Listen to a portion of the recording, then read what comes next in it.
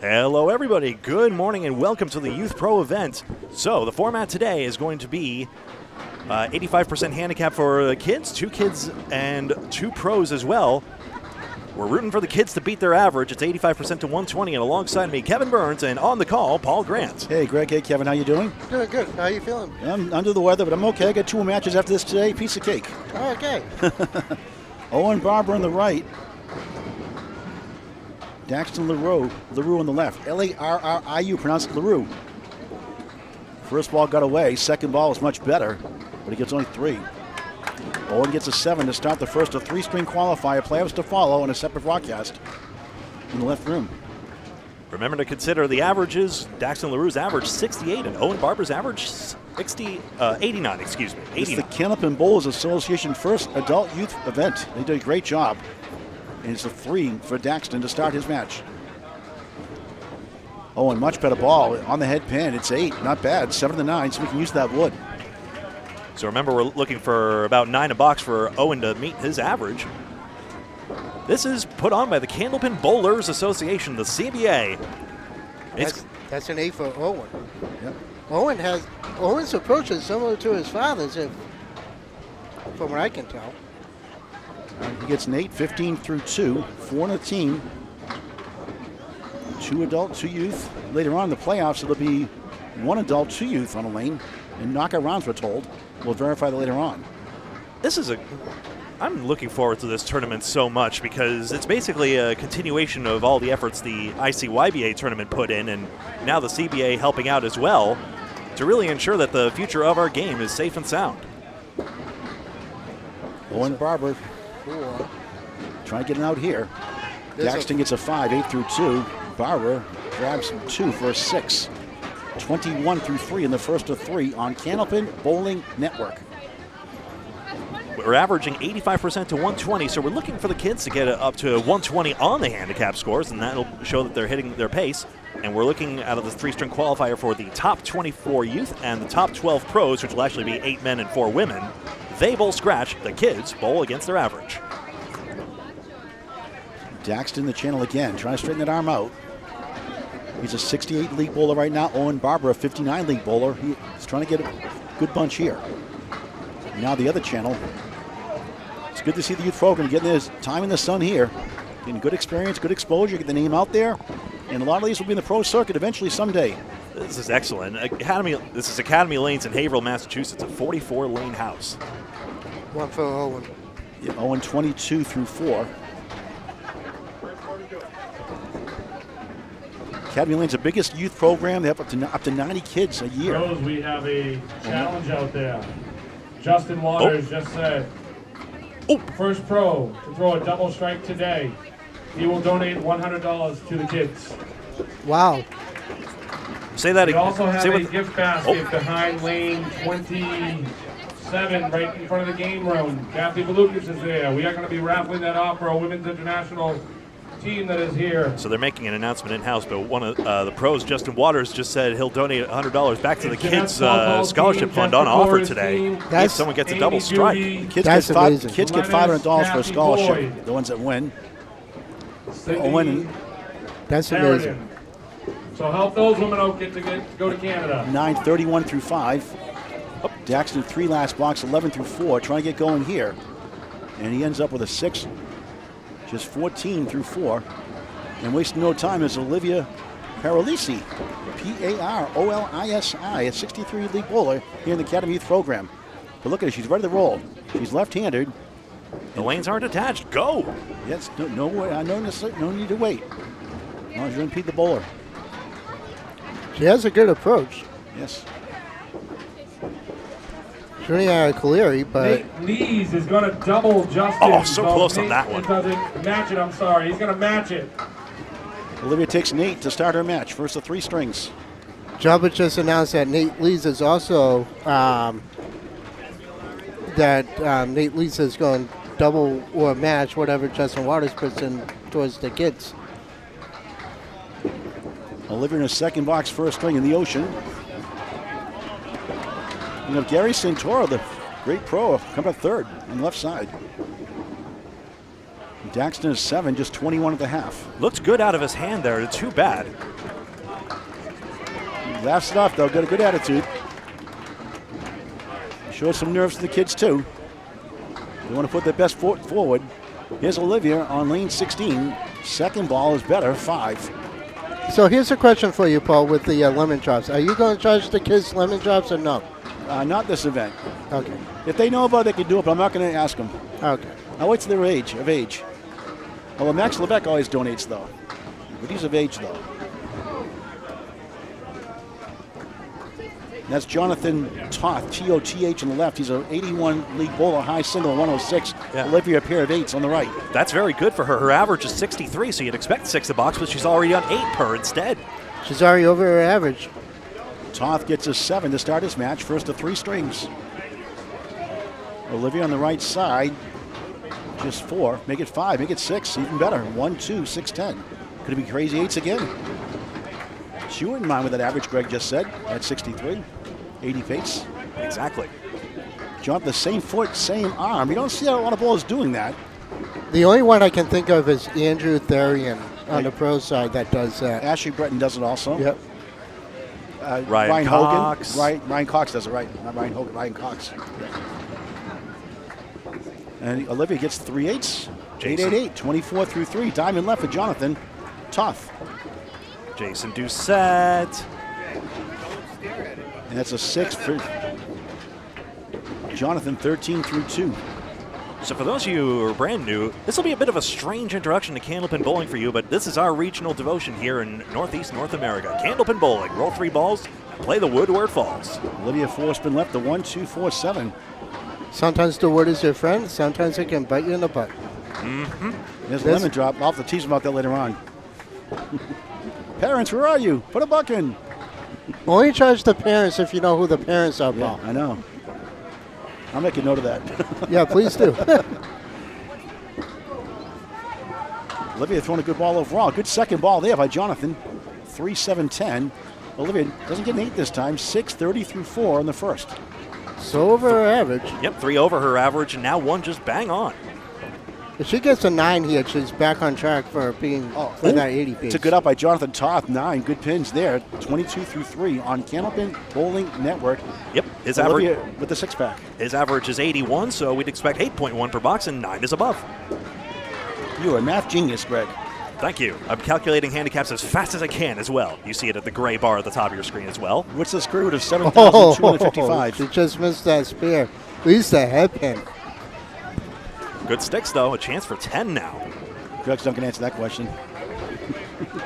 TBH, I didn't hear it. What's the square root of 7,755? I don't know what the number I said was. Is it an integer? Do you know that? I wasn't good at that stuff. Threw that in the ocean. That's a Kevin ball right there. Olivia 9, 39.5, and a 6 for Jonathan Toth, 28 through 4. Now, Greg, off here, I was telling you that I made my debut on the pro circuit in this tournament at Lita back in 2010. So important to have that, and were there a lot of pro there as well, I assume? Oh, yeah. We filled the whole house. Nothing lemons, 2 lemon drops for him. I got to talk to his parents. So Interesting, he released the ball at the halfway point of the approach. He doesn't go to the foul line. I noticed that too. As long as you're finding a consistent spot on the approach, even though we would advise most people, there's a standard approach will probably go all the way up to the foul line. As long as it's a consistent release point, and with that loft he has on the ball, avoids lobbing. The loft is actually helping him get the ball down the lane, the full 60. 32 half. Here's Sonia Rossi. The pros are up the next 2 boxes. This is Sparkling Sonia Rossi. Wonder where she got the nickname from. Paul. And veteran bowler Gary Santora. We saw him at the Bayberry 80% Candlepins Cancer tournament, Greg, on September 27th. Great job you did there. And your wife made a debut also. And maybe finale. Hi, Phil, Michael, James, and Rufus. Good to see you all today. I highly doubt that'll be a finale. Sonia Rossi, 106 league bowler. Good ball there. It's 8. 5 to 7. Wood to the right. See if she can sweep it over. Gary is like, are you serious? The veteran bowler on lane 15. Has some big games in his career. 8 back, left, 1, 3, 6 in front. Her lanes 15 and 16 of 44. The middle room will be the left room for the playoffs. After these 3-string qualifiers, Rossi can't get to the 7. Good try. Centura. That's a Paul Grant shot. Gary's a 116 league bowler nowadays. He has a high single of 201. High triple 486 and a good high 5 at 750. Sonia with a J. Rossi with an I, a 9. Gary, nice out for a 9 also. Julia Tavares and Melissa Ritchie. Melissa getting healthier again, back in the circuit. We'll see Julia Tavares here in the rematch in the mixed-up graduates. 7 former graduates and 1 former participant also in the Academy Youth program. Greg Gouillart, myself, Mike Moore will be here December 21st. December 21st at 2 p.m. here at Academy Lanes, Pub 125. Watch it live on YouTube on Candlepin Bowling Network. Mixed-up graduates, the rematch. Rossi a 6-pack, check her ID. Gary splitting 3 and 2, 3, 6, 10, 4, 7 left. Don't have to check her ID. Don't have to check the kid's ID either. Rossi doinks it. You have to check your ID, right? Am I passing? No, I can't be. 33, come on. Gary, good out. That second ball. Yeah, actually still pinning towards 10 on this one. Candlepin Bowlers Association and organization. It's another organization by the bowlers for the bowlers as Rossi takes 2 9s. Yeah. I was talking to Chesikov about that. Is $20 Vice President. yearly? Yeah, it's $20 yearly. I thought it was 25. No, it's 20. Oh, went down. Okay, 10 for Gary, 19 through 2 in the first. Melissa Ritchie, Julia Tavares up next. You were saying, Kevin? Is 20 to get in, and is 20 each year to stay in. And essentially, it's still gaining some momentum, I would say, but especially now with this first tournament they're officially organizing and they're trying to compile averages. Centura, strike! Bombs away, baby! 29 plus 2 through 3. Who is this guy? A Hall of Famer? Sonia, 147. I believe Gary's in the Hall of Fame. He is in the Hall of Fame. Now I'm going to have to look at that. I'm not so sure, No, I but don't think so, he, no. Is he? with all his TV credentials, I think a case is there at minimum. Yeah. Candlepin and duckpin bowler, including a star winner on the Duckpin Pro Tour. Rossi at 8, 26 through 3 in the first of 3, qualifying round. You have a replay for the strike for Gary Santor? Why, yes, I do. Well, let's take a look at this. Right down the pipe, 1-3 pocket, last pin to go is the 10. Yeah, 5, 9, 10. Interesting. Yeah. Ankle balls next. Sonia Rossi, 4th box, first string. Academy Lanes, Pub 125, Haverhill, Mass. First annual CBA Adult or Pro Youth Tournament. 1, 2, Wiggling 4, 8 behind the 2. Centura on a strike. 1, 2, 4. Chance for a big 20. It must be so tempting to try and emulate the pros' power first, but you got to develop the accuracy first as well. Absolutely. That's really what's going to generate results in the end. Gary 8 in the strike, 37 through 3.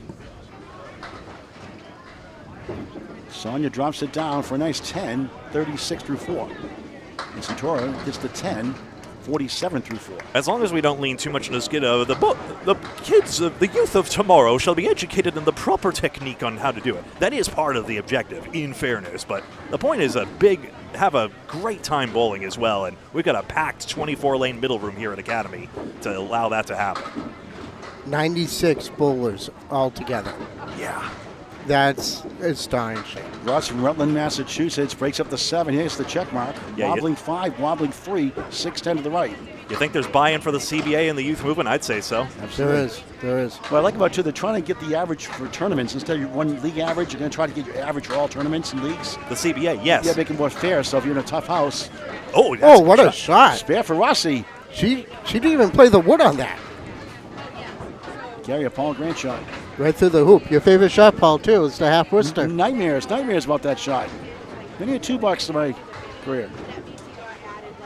And a rare 4. That's not Gary right Funny there. game. A strike in the 3rd with an 8 fill, a 4 in the 5th. Above average, though, at minimum 51 through 5. She played the 3-pin on that. And Sonia, 46 that plus 1. Now here are the anchors.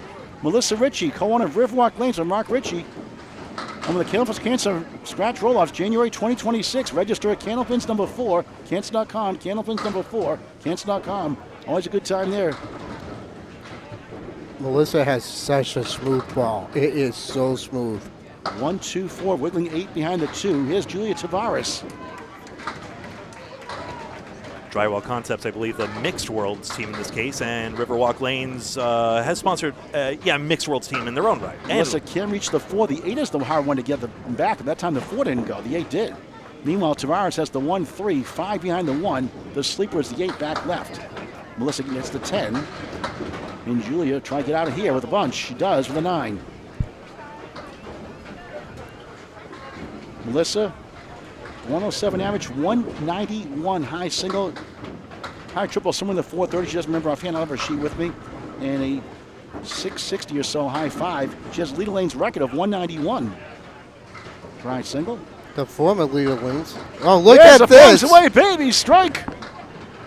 20 plus 2 through 2 here in the first. All smiles. The youth and pro are competing separately, proportional to the number of pros that signed up. 8 men and 4 women will advance. For the youth, I think it's just simply top 24, but we'll see. It's against their average. Oh, so. Tavares, good ball there, almost. Just clipped the 8. Just missed. It nudged the 8.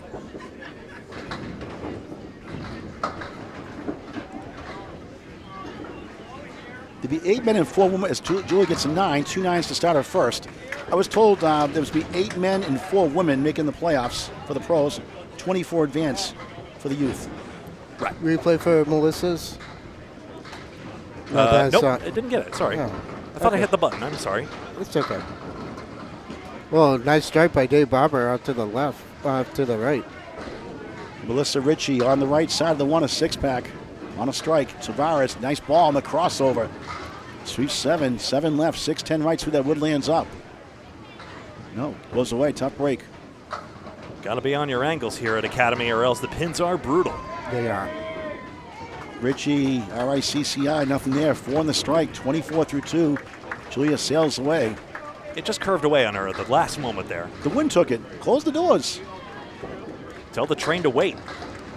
Train's always late. Haverhill. Ritchie gets an 8. Melissa in the 32 through 3. Tavares, nice out for a 9. 3 9s to start our first of 3. We'll get an update from Greg at the top of the order. Yep. I meant to explain it during this, but strikes award 10 plus the value of the next 2 balls. That's 4 in this case, so we're looking for strike fields of 8 for the pros, of course, but plenty of time here in this 3-string qualifier. And the kids are getting 85% handicap as well. Pros a scratch. Melissa Ritchie slides left, 1 3 6 10. Tavares on the right side of the 1. Comes back for the 1 and the 2. Not a head pin up, but it is a split. 4 7 9 10. 3 pieces on left middle to try to kick over. Interesting wood puzzle in the second. It's a tough piece of wood out front. That's going to prevent the... Melissa, nice shot for a spare. That's going to prevent 42 in the ball. Tavares, oh, what a try that was. Here comes the second piece. Will it go? It wants to. Weebles wobble, but they don't fall down. Yeah, that piece of wood kind of messed up Tavares' spear shot.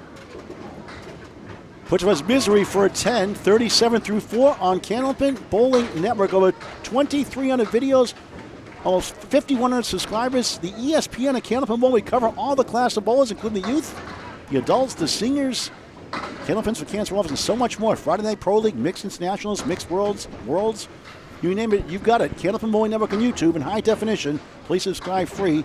YouTube videos forever. Back-to-back with 4 horsemen from Melissa. That's a 6, Phil, 48 through 4. And here's a strike for Tavares. 47 and a half. Yes, kids, we know the subscription is free everywhere. Go with it. Melissa trying to get over again. Clip the 1, nothing else. 2-4-7. Trying to get to 58 at the half.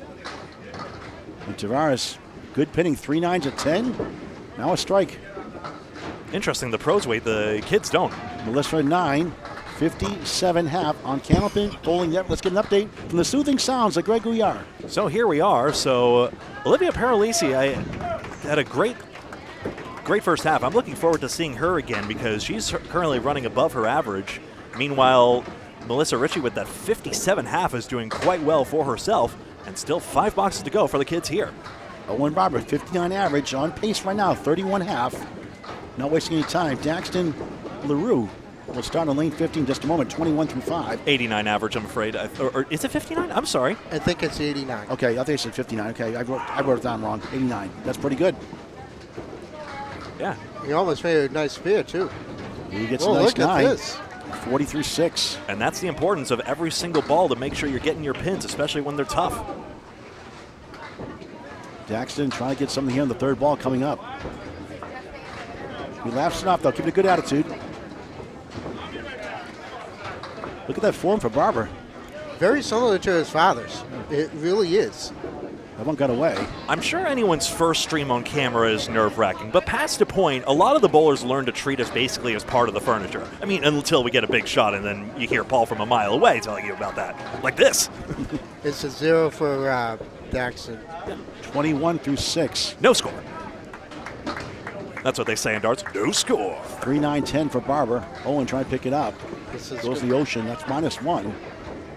Yeah, that'll be $7. 47 through 7, the first of 3. And you see Sonia Rossi just getting up there to the electronic score to make that correction there. Nice and simple with the new touchscreen, newish touchscreens here at Academy. The World Tournament comes to Moncton, New Brunswick, Canada. Fair Lanes. Candlepin Bowling Network has the coverage. Myself, Greg Gouillart, Bob Lee, Duncan McDougall. All week long. 9 o'clock, we're told, not 12 now. 9 o'clock is officially confirmed. Yeah. Singles knockout, 9 o'clock every day, Monday through Saturday. Teams start Tuesday. It All the proved to. coverage live on YouTube on Candlepin Bowling Network. I'm not going to drop anyone in. It proved to be just one person's mistake with a calendar application, and it just wasn't updated in the records. But now it's clear all the way around. 9 a.m. Atlantic, 8 a.m. Eastern, 7 a.m. Central, etc. We hope to see you then. Nice The ball. crossover. Barber 7-10. There goes the 10. Big break. That wood is decent. Nearly a second ball hammer. Daxton 5 last blocks, 26 through 7. Good. And as I said earlier, I wish I could go this year. but Barber, I hold on. signed the Oh, cards. missed it. Yeah. Good third ball by Daxton there to make sure you get that $5. That's still close to his average there. So You know what? Sorry, Greg. gives him a Owen chance to recoup. Owen missed the first and third ball, got 9 in the middle, so that's pretty good recovery on that second ball. 56 to 8. Greg, sorry. That's all. He needs a mark to get his average, though, but that's a lot of pressure for a little kid. And you've still got 2 strings left, so you Yeah, really got to exactly. view the whole thing as a 3-string behemoth there and not get panicked just because the first few boxes weren't what we wanted. Look at this ball. It's a good one at Greek Church on a Sunday. Did you go to church today? I have to watch the rebroadcast later on because it's at 10 o'clock and I'm here. Everybody's live streaming nowadays. And I try to avoid it. I try to avoid the bowling tournaments at 10 o'clock, but sometimes things like this have to be done in state tournaments and roll off certain times, so I try to work around it best I can. There might be a lot of annoyed youth groups out there, but hey, it's all community in the end. Owen Barber, that one goes right, trying to get a bunch here in this third ball. That'll be a 1 box. If you didn't want him here, you should have scheduled a lock-in. Okay, that's right, so 1 is right. Those were always fun back then. Daxton sails away, -1. That'll be a 5. With a ball to go, still the 3 on the right. So Owen, a rare 1 for him, 57 through 9. His dad is over there trying to coach him. And Daxton gets a 5, 31 through 8. Dad's over there trying to help him out. Candlepin Bowling Association's first annual adult youth program. Pro or adult, traditionally pro, junior. Yeah. This is why I like team bowling so much. You see Daxton looking back for support here. Look at that Oh, shot. How look about at that? this. How about that spare? Wow. 67 the ball in the 10th. How about that shot? Who is this guy? Want to see it again? Yes, I do. He plays it right in the hairpin on the outside, and everything just goes. He's like, step aside, Dad. I got this. He'll get 1 bonus ball in the 10th here to load it up. Remember, we're looking for a handicap scores of 120 and that big white number up top. It's a good ball. The bonus crossing over. Tip 6. Nice finish. He wants to keep going. He wants to keep going. 1. Daxton goes away in that ball again. He's a box behind. That's a 99 with the handicap for Owen Barber. 73 scratch. Yep, but those last few boxes obviously had a few tough ones before, but then got a lot of 9s there above his pace and then got that spare 6. Daxton won 32 through 9. That's not, for a kid that age, that's nothing to sneeze at. Oh, here's Olivia. Smooth ball goes left. How many people you see bowling in skirts like that? That's like Stacia Zernicke type era. I like it. I do too. Whatever helps you perform in the end. As long as the guys don't do it. Oh, look at that. Oh, so close. When you're filling out the scorecard, Well, you can put it in the Candlepins for Cancer dress code, but score, not with the handicap at the end. So if you got like I have a bowler on my team, they got an 80, but it says total 116. Just put the 80, please. We will put the handicap in over there. Thank you. Olivia gets a 9, 48 through 6 in the first of 3. Daxton ended with a 30, trying to get. yeah, has a spare try here if he can get this. Trying to get in the 50 of the mark, won't get it. Best he now is 42.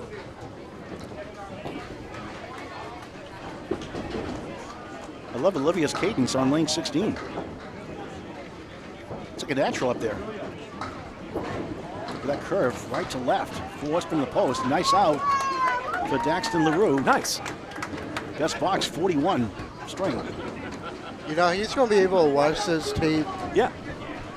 when he gets older, and he's going to be like, wow, I can't believe I actually went on TV and I bowled okay, but It matters. It's a It good does. memory. Look at It allows that! you Oh, to- wow! What a shot for a spare! For Olivia Paralisi. 58 in the ball through 7. That was awesome. played it on the outside. Horseman goes, ball takes out to 10. Jonathan Toth trying to get a bunch here. What I liked about Daxton's last ball, I saw that follow through there, really got the ball out there, and it curved in perfectly. So maybe that's an adjustment to remember for the next one. Nice shot there. This is going to be for a pretty decent out, although a little luckless on the 5 pin. That's a 3 box for 3 Phil, 61 through 7, 13 beats to 10. Oh, by the way, Owen said his average is 59. That's what I'd written down, 59. oh. So he did go over his average. Sorry. 89 Okay. seemed a little high. But 14 over his average, pretty good. Very good. A good string, Owen. All right, back to live action here. Toth last box of 4, 32 through 6, now a 9, 41 through 6. Olivia, after the spare 3, takes a 7, 68 through 8. And Jonathan will try to get the parallel pins plus the 7 for potential 10. And again, it's gone 9 spare and 7 for Paralisi, so Olivia's doing very well. Toth of 5, 46 through 7, the first of 3, qualifying round. Playoffs a separate broadcast later today, late morning, early afternoon. I would think early afternoon, just afternoon time. And there we go. Olivia hits her 120 handicap just with that ball. And she's still got 5 left. The 63 league bowler, good string, Threw it in scratch. the ocean. That stayed in the lane, I thought. It did, but it went into the ocean. But the point being, there's no need to harp on that because it's always the next ball you have in your hand that's the most important. Danny Finn taught me that one. Toth, 2 perfect, spread eagle. So here's the question. We have a spread hold on, eagle. Olivia 4, 72 through 9, 3, 6, 10 on the right, 2, 4, 7 left for Jonathan Toth. Try to get 3 and 3, nothing there. Kevin. So, Greg, here's a question. If a kid makes the spread eagle I on do the... not know. That's a question for Bob. The 5,000 subscriber incentive, we give $25 to the pros if they make a spread eagle. If a kid makes one, we will figure something out. It gets a 5 there. It was supposed to be for the Friday Night Pro League originally only. Initially, what's the thing? The Friday Night Pro League only. But now we're branching out. No, we got any major broadcast, I would have thought. And she But got again, Olivia trying to get a bunch here. Final box after that 4, 72 through 9. Still a good string, well over average. Trying to get 8 box, at least get to 80. which makes this ball important. We'll end up with a terrible 2, Yeah. but a 74 Oof. scratch over average by No. 11 We pins. cannot say terrible 2. We cannot say terrible Right. 2. You know, it's like, Yeah, yeah, you're right. exactly. It's a good string here, and you know, it's a rough finish there, but 122 means over her average and a momentum to build on for the next 2. Toth 51 through 8. I was used to saying terrible 2s, my half Worcester boxes, that's why. Yeah, well, certainly that, and everyone goes through that, and it really shows you just how lonely a place Candlepin can be. I mean, it happened to my father-in-law as well when he tried to bowl for the first time. He's actually a big fan of Candlepin Bowling Network, honestly. But when Carl stepped on the lane at spare time in Whitensville, he realized, oh, gee, they made it look so easy on TV. I thought I was going to get at least 80 or something, and suffice it to say, he wasn't close. But I love him so much for giving it a go. Reset the lead 15, waiting for that to get fixed up here. Slight delay. Sonia Rossi up next on a spare, 46 in the ball. Greg. She's allowed to go in this situation, of course. The lanes aren't attached, but yeah, just a nice little. Goes to show Candlepin is much tougher than it looks. Just the littlest of timing issues and the littlest of posture issues can make the biggest difference and send the ball right into the gutter. Speaking of handicap tournaments, next Saturday it's the Candlepins Cancer Top 5 live show from Big 20 in Scarborough, Maine. Reckon that'll be there for the coverage. The coach, Lane Britton, John Winchell in the first match. That's the 4th seed. A good mix of people from Western Massachusetts, and we have some from Maine, New Hampshire, and Mass. Catch it live after 11 a.m. on Candlepin Bowling Network on YouTube in high definition. Subscribe free. What a beautiful place they do the walkers at Big 20 in Scarborough, Maine. Those pins are hopping there in the ICBA Championship last Saturday. Were they ever? And how about Aaron Fontaine and Madison Riva? Aaron Fontaine made $1,750 between the check he got for first place and $750 at the extra money match later. That's more wedding money for him. He did get engaged recently. Yeah. Toth clips up the 10 and puts the further right. Yeah. Straighten that arm out. Obviously, nobody makes a living off Candlepin these days, but you know, it's nice little money, but it's just all the more reason to just relax and enjoy, which will help your scores as well. That's a 4. Got those 3 pins. Jonathan 55 through 9. It's 81 both, a 106 high single. Owen Barber scratch 73. Olivia a 74 scratch with a 63 average. Owen's a 59 average. So both first 2 balls to the right doing very well. Daxon with a handicap 109. In this unique dynamic, I completely understand Sonia Rossi not going ahead. Let the youth bowl alongside the youth and the pro alongside the pro. That I get. These are 4 horsemen on the right side. 1, 3, 6, and 10. And the 9 is behind the 3 also hiding. Oh. The sleeper pin sneaking back there. Jonathan Todd trying to get him out here. The second ball, actually. Takes out everything but the hairpin. Trying to get to 65 for the string. 85% handicap for the youth. They'll take a 9, scratch 64, handicap 97, first string. Very nice. Third bowl is here come the pros, next 2 boxes. Gary Santora, 51.5, had a strike 8 in the third. Sparkling Sonia Rossi on a spare, 46.5. Wanted more just like that, but that 9 box there, every little bit matters. What a great sport for any age. Anybody can bowl Candlepin Bowling pretty much any age. People in the hundreds bowl Candlepin, 90s. People in the 70s pick up Candlepin Bowling, never too late. Obviously the young kids as well. I think Gary was just trying to clear a gutter out there. Oh boy. Oh, no, you gotta. No. Don't press the button again, Gary, whatever you do. Yeah, because you're just going to have a mess. Kevin, it's very important. Whenever anyone sees the pins go wrong, you generally don't want to press it a second time. No, you don't. No, you don't. Reason being, the machine doesn't know that it did it wrong the first time. It does, but sometimes they About lane 15. sometimes the machines do, but sometimes they don't. But it's also one of those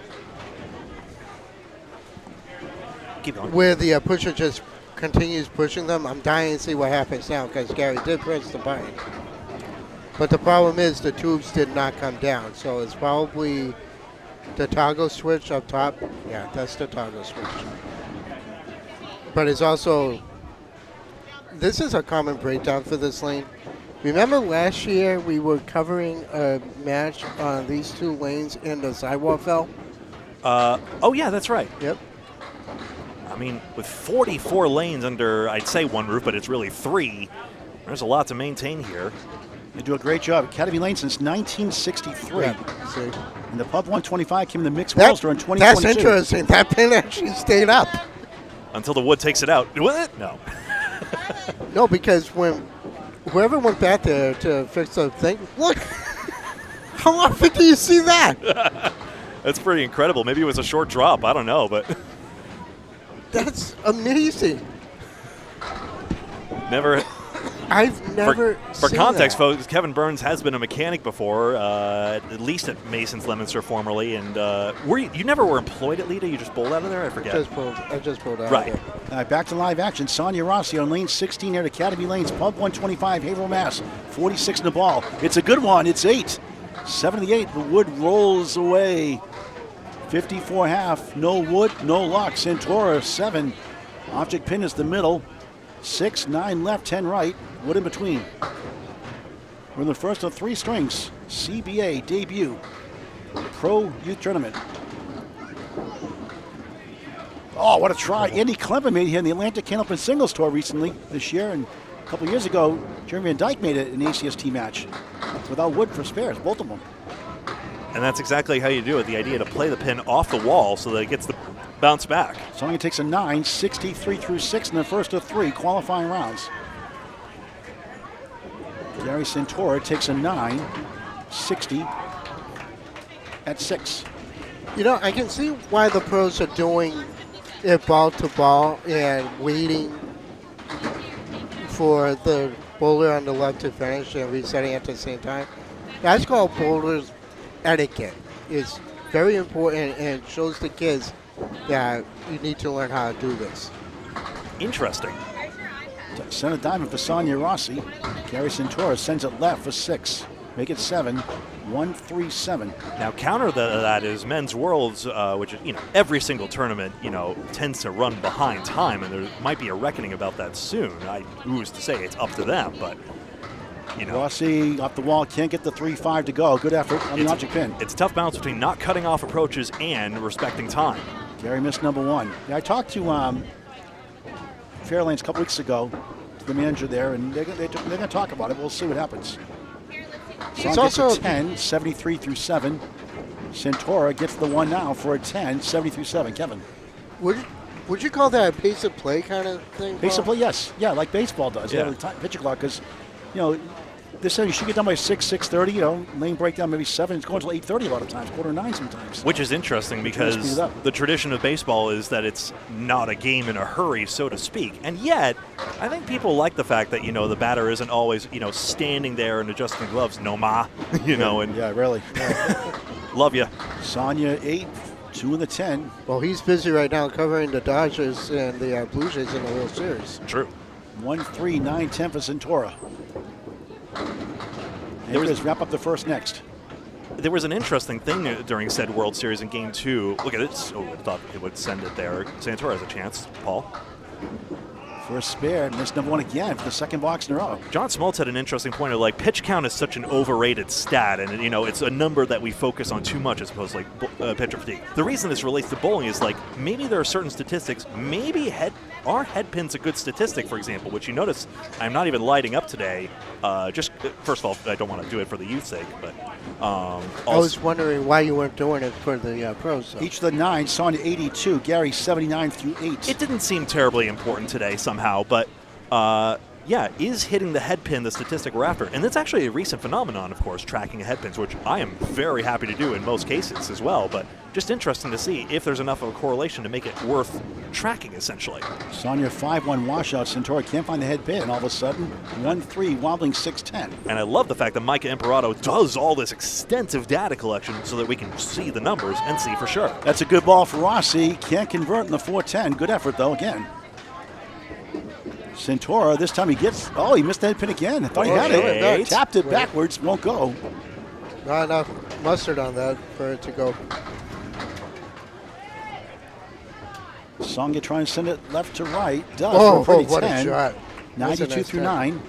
Gary missed the head pin for a 9, 88 through 9. 6 blocks to go in the first of 3 qualifying rounds. The playoffs on a separate feed later on. Might as well show it's a pretty basic shot here. Just get on the object pin. Now, if She Sonia played it on the red line. That was a red line head on that piece of wood. And that's what sent it over to the 10. I thought I saw object pin first, but No, it was red line. Red line first and the object. playing it high on the far right side of the wood, of course, would deflect the object pin away. 1-2-4-7. 4 spin left for Sonia Rossi. For a spare. Missed right. Trying to get to 102. Gary Santora finds that in this time, but the king behind the one doesn't go. Candlepin Bowlers Association can be found at candlepinbowlersassociation.org and on Facebook, the Candlepin Bowlers Association. I just want to mention that the website is down right now. Oh, okay. Sonia 6, 98 opening string. Gary gets a 9, 97 opening string. Julia Tavares on the left side on lane 15 on a strike, 47 plus. 57 at 5 is Melissa Ritchie. Seemed like a pretty good domain, but we'll see.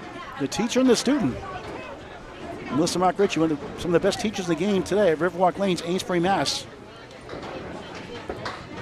And essentially, you know, the teaching pipeline, I seldom see signs advertising "We Teach" here. I think Boutwell says such a sign, or maybe that's left over from Dan Murphy days. Almost a strike. Wobbling 4 won't go. But essentially, if you're looking to really improve your game, maybe ask your local bowling center. They may be able to point you in the right direction. They may, have help in-house. Kevin is pointing hurriedly at himself because he's, of course, taught many people, having gone through the ICBA Instructors Academy once. Melissa just missed this fair, not by much. Julia gets 9 in the strike, couldn't get the 7 to clip. So point being, as any pro can tell you, lean on the bowling community to be able to show you how to bowl, quote, the right way and maybe improve some facet of your game. Melissa Ritchie, a Paul Grand Special, missed the second, make the third. Not a good time for that. 10, 67 through 6. Julia 9 the strike, 56 half. 10 in the box, 66 through 6. 4 blocks to go before the middle string of the qualifying rounds. I do want to mention, if you do want to reach out for somebody to coach you, but you're afraid to ask, it doesn't hurt to ask a local Candlepin alley. But if you want to improve your game on your own, what I usually recommend is you go into YouTube and you watch Dan Murphy's Guide for Better Bowling. Mm-hmm. That's with Mike Warren and Dan Murphy was shot at the fairway many moons ago when Dan was bowling. Yeah, the intro was definitely 80s coded, but Yeah. still, it's just as relevant today. Julia sweeps it down, spare. One took one took the other. 76 in the ball through 7 for the mixed-up graduate. Because all my students usually go watch that after their lessons, and then we go over it and we do lane work as well. Melissa for 9, 76 through 7. Now, there is one interesting piece of advice Dan Murphy provides tonight is the backswing, where he says, it's not important to go above shoulder height, as he teaches a very efficient bowling technique. So you do see a lot of pros with that arm swing, and of course, obviously they are generating that power. Like even Melissa there goes all the way above her head. And Melissa has a follow-through. That's called a follow-through for people who don't know. 2, 7, 8 behind the 2 and the 10 would maybe to help. Tavares on the spare. Sends it left for 3. If you have a good follow-through, if you keep your shoulders squared to the pocket, you will hit the pocket. Julia 79 through 7.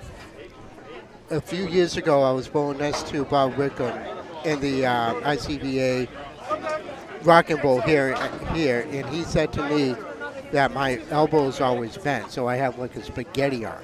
So he said if I straighten out my elbow, I will hit the pocket a lot more. That's what I've been working on. Melissa, nice. That's an awesome 10 box. 86 through 8. Tavares trying to match the box. Because if you look at all the pros right here, their elbows are not locked like a spaghetti. 10, They're 89. Sorry, Kevin. 10, 89 through 8. Go ahead, sorry. They're more straighter than anything, which is very important. If you have a straight arm and not a bent elbow, you will hit the pocket. Final 2 boxes of the first. Melissa Ritchie on the crossover. Leaves to a king. Greg's happy about that. Julia Tavares, strike bid. Wiggling and wobbling, stumbling and bumbling. Won't fall, but wood helps for a spare. Almost the second strike of the string. when you talk to many pros, though, just aim for the head pin is their advice. Their general approach means they'll probably hit the pocket more often than not, but still, Julia focus on the head pin. Spare. 99 in the ball in the ninth. Watch Melissa's follow through right here, Greg. Watch. It's very textbook. Fundamentally sound. It's textbook. It is not like Tom's. We all know how Tom's approach was. Tom had the smoothest ball of anybody in the game. Melissa 95 through 9. Tavares wrapping up the first on a spare. 99 plus. Middle string is next to 3. Playoffs to follow later on.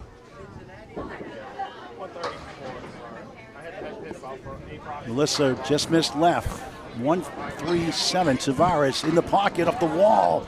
Can't get the 6 to go on the right. 4 wiggles, 7 left. Big 7 fill. 106-9 over a 102 average.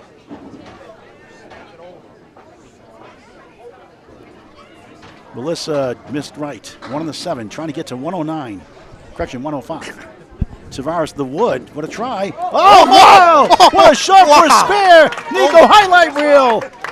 116, the ball in the 10th. That was awesome. And she has no clue either. I'll show you, though. Melissa at 10. Yeah, please do. 105 opening string. All right, that looks like the first game is over. We're gonna. No, we have a bonus ball, buddy.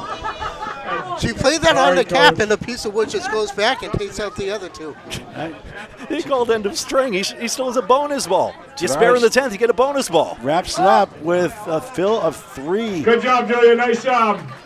Don't worry, you beat me that game. 119 scratch. How about that for Julia Tavares? Pros, The mixed-up please bring up the graduate will see cards December to the desk, 21st, please. the rematch. 1 pro per lane. Was that Tim Please Jalbert? bring that card up. You can move yourself 1 over, 36 down to 13, and start your second game. Talk to Greg. Can we not? I need to reset for the next one. I'll talk to myself. That sounds good. Well, you can talk to me, Paul. I mean, I'm right here. Jeez. But Greg was getting the update in the stats. We'll get that later on. It's a bit frantic, but I'm liking the carnival atmosphere, essentially. I mean, don't get it twisted. It's a competition as well. The pros are bowling for cash, and the kids are bowling to beat their averages. And there is a scholarship on the line funded by the Candlepin Bowlers Association. So that's what they got to play for. All right. Need to fix this one. Thank you. 2 of 3. I remembered to change it. It's tough to stream as well, if anyone's curious on the technical side of things. Tougher than it looks. But now everyone's going to move over, and is Paul going down to check out I think so, yeah. averages? That'd be awesome, of course. Hey, Caitlin, good to see you. Caitlin Zolko in the house, one of many pros here. 12 women and 24 men signed up for this.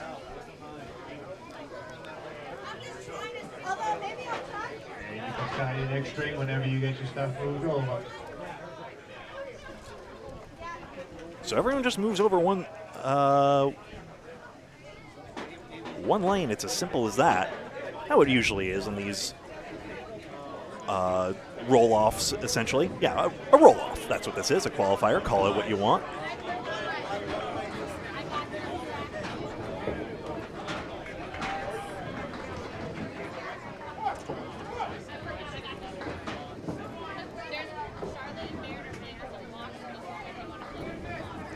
So looks like we have. This is Caleb Alisi on the left lane. Yep, and what's his average? No worries. All right, nice. Of course, we all know Matt Susi and Justin Waters. If you've seen our prior broadcasts, otherwise you go and learn. Susi on Academy 1 and Justin Waters Central 3 in the Friday Night Pro League, for example. Nice first ball by Daxton to start off his second string. 4-1 split, unfortunately, but can still work with that. And again, he's dialed in. Goodness gracious, he nearly took that spare out. Did that pin go for a wander? Okay.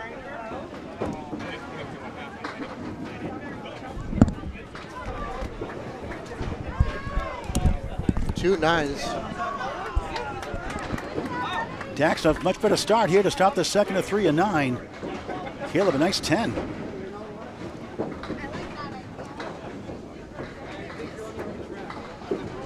Two juniors, 2 pros. Yep, that's a nice ball. Look at that. 2-4-7. Corey Lisi said he, when I first covered Corey Lisi, his son started watching videos. He was about a year or less. Started watching all the videos. Started early, he said. Oh, look at that, good try.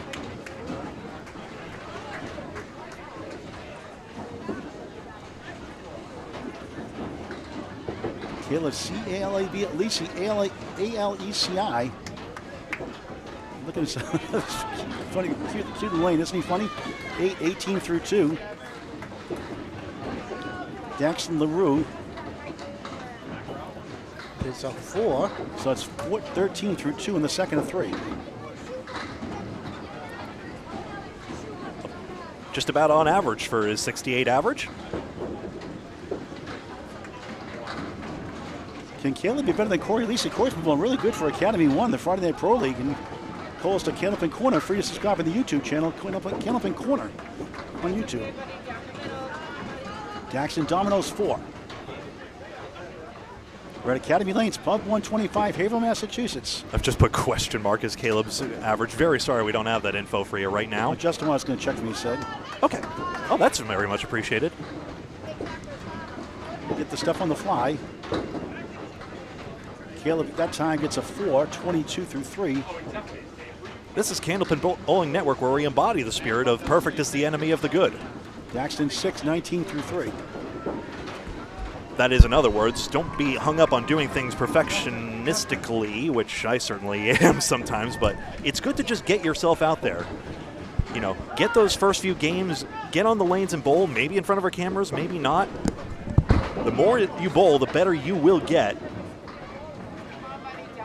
And of course, the community is waiting for you. As long as you can bowl properly, you are welcome, and it doesn't take much.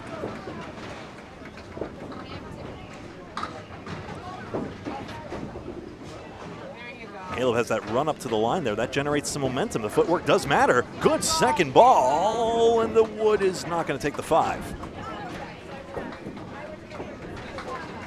Daxton in a tough 4th box there, but still time to recover, as we mentioned.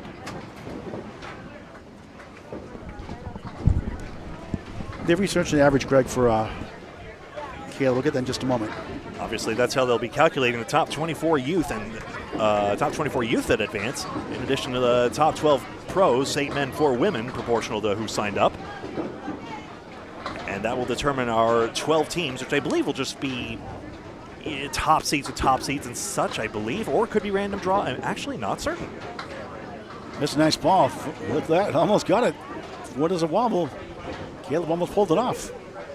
Good start for him.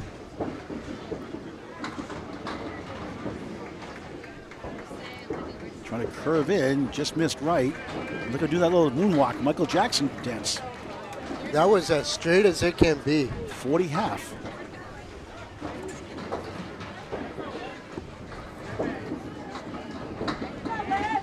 Daxton trying to get something, gets a 1, 21 at the half.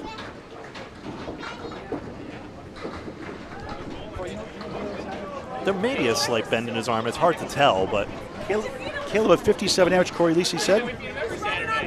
57 average, yep. So that would be 120 minus 57. So I think it's, and then take 85% of that, multiply by 0.85, and that is a 72 handicap. So this is Bradley Zolk on the left, the 4 horseman. Wait, 58 average, you said? Sorry. 1 second. Caleb 57, Bradley 53. Yeah, okay. Jonathan Toth, second time we see him, an 81 average. The check mark. Trying to get a spare. Just jointed out the wood. We get all the averages, Greg, from Tim Jam and Jalbert, so thank you. Excellent. Future reference. Awesome. Bradley starts the second of 3 with a 7. Jonathan starts his with a 6. Right-hander on lane 15, just missed right, 5-1 washout. We cover all the groups of classes of bowlers. Candlepin Bowling Network on YouTube, free to subscribe in high definition on YouTube. Videos forever on YouTube on Candlepin Bowling Network. There's a crossover shot, it's a good ball, it's a strike! Wow! Bombs away, baby! Jonathan Toth, 10 strike start here in the second.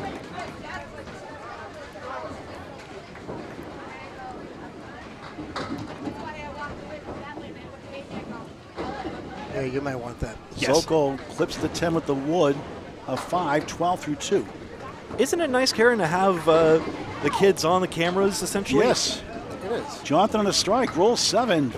I mean, I know the youth scene is hurting. Well, look at this. Wood between the 1, 4, 10 right.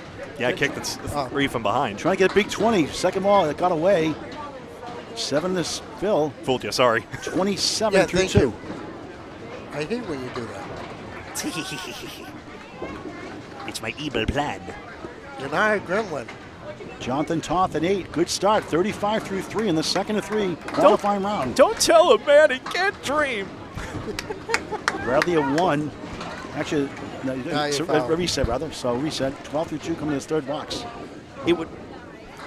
It'd be nice to have, the TV shows like Candlepin New Gen back as well, but in the meantime, here we are. Rob Taylor. Oh, my God. Well, that's the thing. People are allowed to leave. It's just who comes next. That's the question. Bowling centers close. Who will open one? If I ever open one. Pro bowlers are allowed to retire. Who will replace them? That's all it is. You can't, exactly. shame anyone for leaving the community. I don't think we're a cult. Bradley Tough one there, 13 through 3. But Jonathan Toth looking for a big out here in the second ball. Does. Wobbling 2 and 7. and hopefully that makes sense. Hopefully the kids are having fun, and hopefully some of them will pursue this. There's a good ball, Bradley Zolko. Look at this one. That's a youch. Yikes and ouch combined. Put in the dictionary, Webster. Y-O-U-C-H. Youch. 8 for Jonathan Toth. 45 through 4. Good start for him. Bradley, good bid. Grabbed 2. Now he's got a banana split. Where's Casey McCool? Always hungry, always growling on the lakeside lanes. Loves banana splits. I actually almost made the banana split on Thursday. I left the 7-pin standing. For those who don't know the story, I used to say banana split instead of double pinochle. It sounds better, it tastes better. Casey McCool would always say, I'm hungry. That's how it all started. And now you know the rest of the story. Paul Harvey, good day. That ball hung up at Jonathan's hand a little bit. The grip on the ball is so important as well. You want me to talk about the grip of the ball next? Anytime, honestly. 6 for Jonathan, good half, 51. 81 league bowler, above par. A 6 for Bradley, 19 through 4. Gary Santor returns one more time. Dr. Seuss in the house. Matt Susi, followed by Waters World, Justin Waters, and Julie Tavares with a great 119 scratch, first string. Right side, 6, 1, 7, wobbling 8, wobbling 9. And a 1. 2 pieces behind to help me get that back row. That's going to cover everything pretty much. It did, but is it coming Save. back? Yes! Throw Back the flag! door. Illegal block in the back, spare! Back door. 29 of the ball through 5. Replay, please, Greg. Yeah, he plays this on the outside, on the back wood, takes up the 7-8-9. The wood comes back, takes up the headpin. Beautiful shot. Here come the pros. Bowl is 3 of 4, second string of 3. That puts us at the halfway point of the match. Gary Santora. The veteran bowler, 6, 1, 2, 4, 7. 4 horsemen left. Here's Matt Susi from Atlantic Candlepin Singles Tour champion, Class A. 4, 7, 8. Santora for a spare. He wraps around the 4. Tough break. Susi's second ball is a good one, but can't reach the 2 left with 6-10 right. Darren Lean, 16, the Academy Lanes Pub, 125, Haverhill, Mass. Starts his second of 3 with a 9. Susi, will he go for the 1? Will he go for the 2? He's going for all 3, and he gets the 8. It's a subject of debate of whether you go for the 1 pin or the 2 pins in that situation. On the third ball, you're just trying to maximize count, and 9s are usually fine in this situation. Well, for me, I'm usually going for the 2. Follow the Friday Night Pro League Game of the Week every Friday night during the 35-week season on Candlepin Bowling Network on YouTube right here. This Friday at Halloween Haunted Happenings. Ryan Zamilis with Red Hot Dimitri Delis, the better brother Buttballs bowler. Host Aaron Austin Fontaine, Nick Ziffiletter, Nick Leeds team, Metro Bowl, the 2 seed. That'll be a good one. Friday night, 7:30 on YouTube on Candlepin Bowling Network. And Dimitri Delis, red hot start this year. 85% to 120 for the youth and scratch for pros today. Good to see you, Eli. Santora 1-6-10. Win the second box, second string. CBA, Candlepin Bowlers Association Pro Youth Tournament. Matt, plenty of wood to barrel through, but he got it anyway. I thought he was trying to do it that way, but he got it anyway. He'll take it. 18 the ball through 2. Santora, a 9. 18 through 2. He took the aggressive out and went for the head pin as well, although it was closer in. Let's take another look at how the Susie shot went. He doink it on the cap. Is that a word, doink? Yeah, I think he probably wanted more of the face of the pin on the right Yeah, side he of the did, stripe but- as well. He was worried that if he played the intersection of the wood, it would diverge around the 7 pin and not take it. We're going to talk to Tim Jam and Jalbert sometime today. Centaur drills 9. How about It a goes 10? for a strike. It doesn't count, Gary. You turn around. Susie on the crossover, breaks the diamond. Now it's the triangle broken up. It's the 3, 6, and the 7 on the spare. 25 through 2. Matt's going to have to perform a little surgery on this. Good shot. Can't get to the West Coast. Wow. Denied 2 in a row. Nope. Pin Fault of popped his up own. back there. Yeah, Candlepin for Kids and Candlepin New Gen were really the preeminent TV shows, even appearing on Nessun at one time. I was talking to Irby about that. John Cavalis, yes. Yes, Irby was the year that I made my debut was the year Candlepin went back on Nessun, and I was at that roll-off. Centaur on a strike. On the right side, 6, 1, wobbling 2, 7, 10. Wood gives him a chance to spray around. Susie last box at 10, 35 through 3 in the second of 3 qualifying rounds. Caleb Belisi throws a pretty good ball there. See him again later on. We're just 3 people with headsets and a lot of tech equipment back here. Don't mind us. Just Bringing you Candlepin Bowling on YouTube. we're very loud mannequins. Susie takes 6, 1, 3, 6, 10. 4 horsemen right. Centaur second half of the strike, Phil.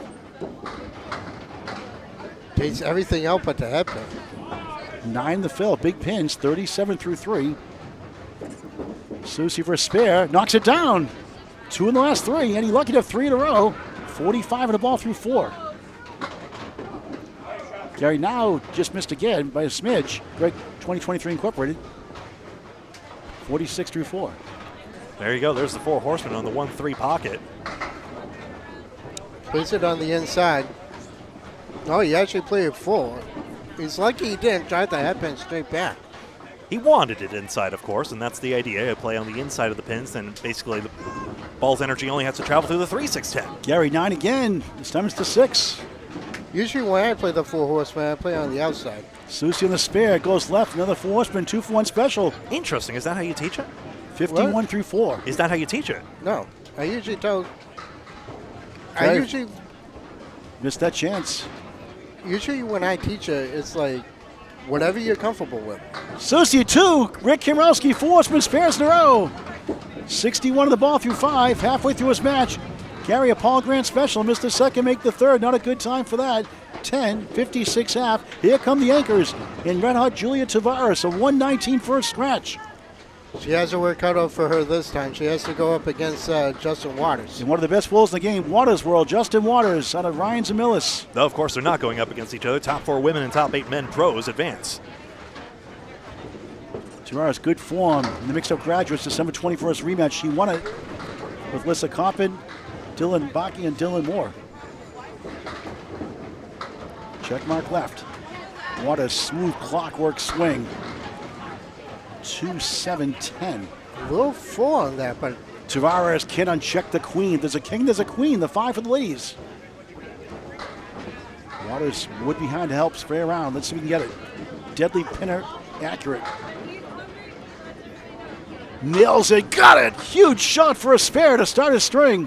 are you ever worried that Justin is going to miss a shot? Julia 9.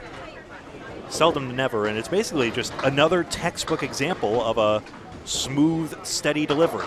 Straight at the line. I mean, there's a bit of an elbow bend at the follow-through, but it's straight as he delivers the ball down to the level of the lane. That's the key part. Won his first pro series last year with Danny Harris, the doubles. Strike. Scott Douglas just threw a double. Congratulations. Play me a violin.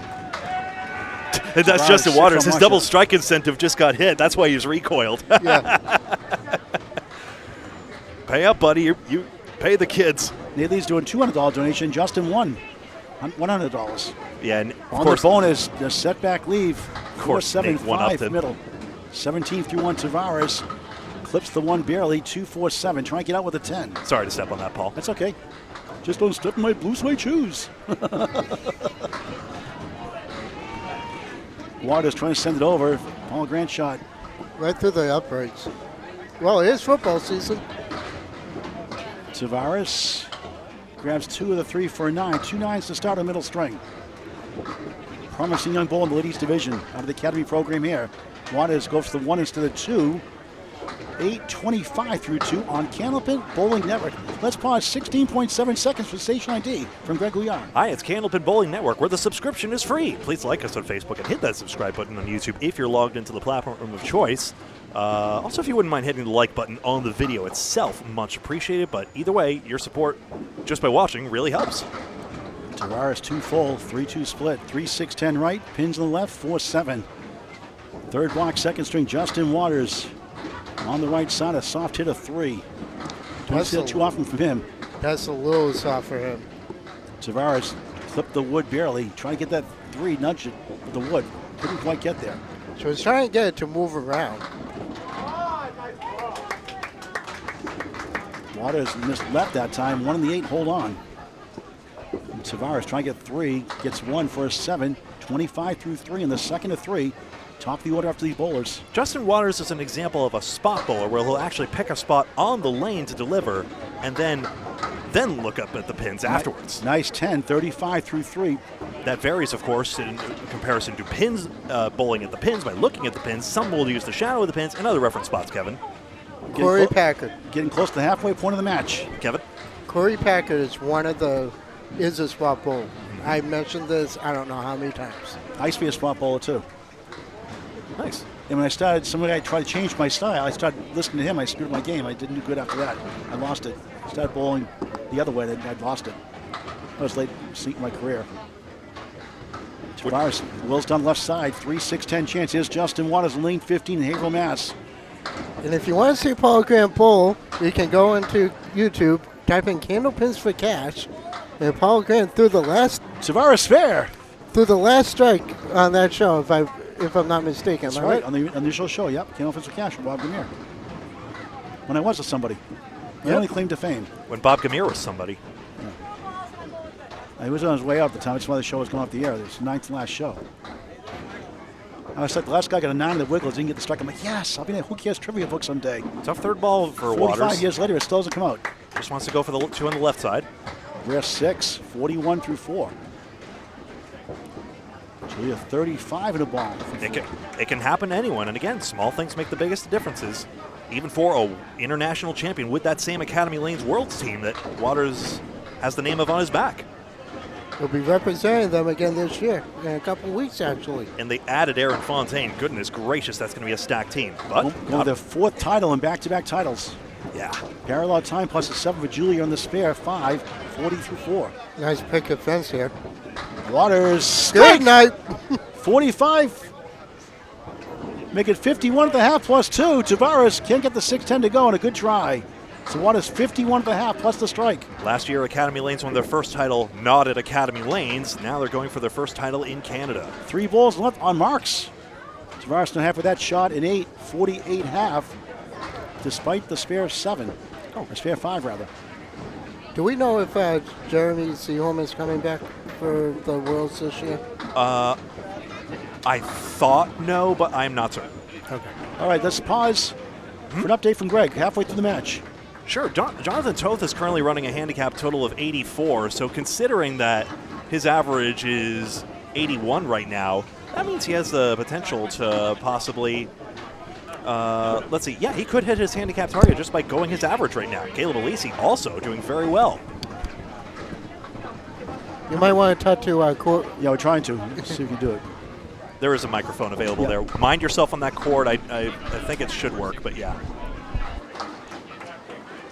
Cabalisi.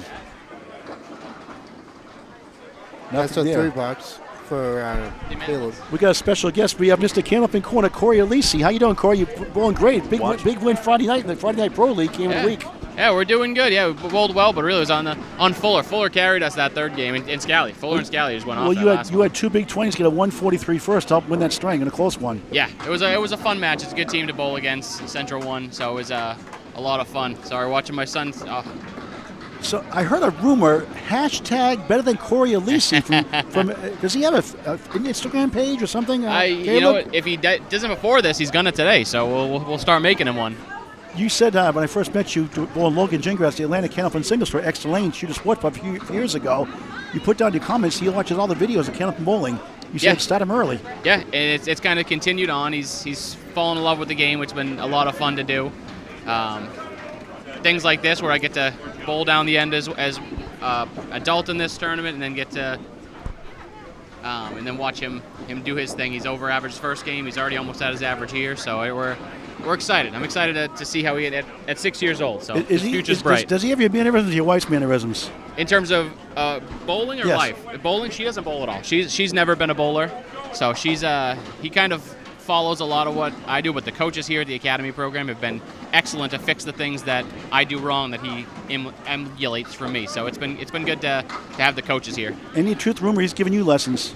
He's going to start. If he looking to get the shot right here, he could definitely give me a few. Talk about Candlepin Corner. Yeah, Candlepin Corner on YouTube. We got a lot of the Friday pro stuff. We're doing 2 matches a week usually, unless you guys are covering us.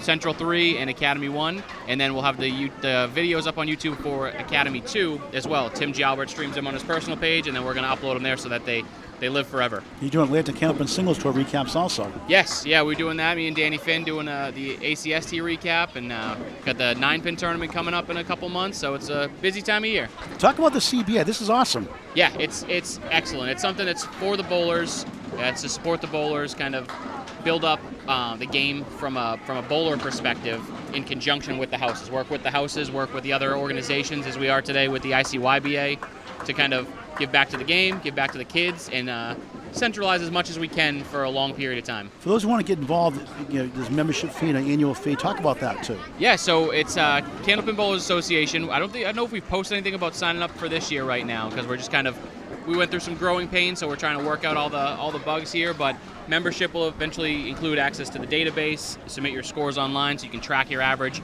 not just at the house you bowl in, but across all the houses. That's pretty good because some people with the tough houses can get better wins. Exactly. People criticize that, but it's not their fault. But people in high houses, going tougher houses, do bad. So they get frustrated with that too. So that's a good balance you guys are doing. Yeah, you get to see a little bit of everything. So it's there's a lot of average data out there now. Between the Cubica system has oodles of data with there. The Bowling League Secretary website, and then just all the tournaments are on spreadsheets now, so everything gets kept for a long period of time in a database, so might as well use it as much as we can. All right, thanks, Corey Lisi. Thanks, Great guys. job. Keep it going. Corey Lisi of Candlepin Corner, free to subscribe on YouTube. Bit of a plot twist. Daxton LaRue's declared average is 40, which he hit last string, by the way. Struggling a bit in his back half here, but not far off it anyway. But we're rooting for the kids to beat their average, and he actually did that. Caleb Elisi just got a 9-box, so he goes over the 120 target. 125. Good bounce back in that second string. Great atmosphere today at Academy Lane's Pub 125. Haverhill. Check out Pub 125, opening at 12:01 today. High quality pub style food. Great pizza. The burgers are awesome. So are the pretzels and a full bar. For those who drink, I don't drink, but they have chocolate milk too, I think. They better today. Oh, really? 725 South Main Street in the Bradford section of Haverhill, Mass. Plenty of parking and tons of leagues here. Seniors, adults, mixed and all. Bradley Zolko was on a spare. He got 5, 34 at the half. 1 on the 8. 1-7-8-10 for Jonathan Toth. But a good 51 half, a 6 that time. It's like, what? 57 through 6.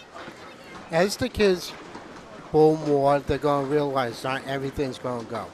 Nice 10 for Bradley Zolko, promising young bowler, 44 through 6.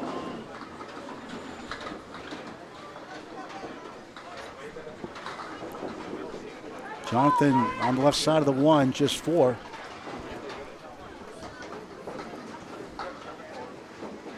Bradley sends it right side, try to keep it on, does not. Still get a spare, though. Jonathan, -1 there. Saying he dropped it, and he did. He dropped it right at the line.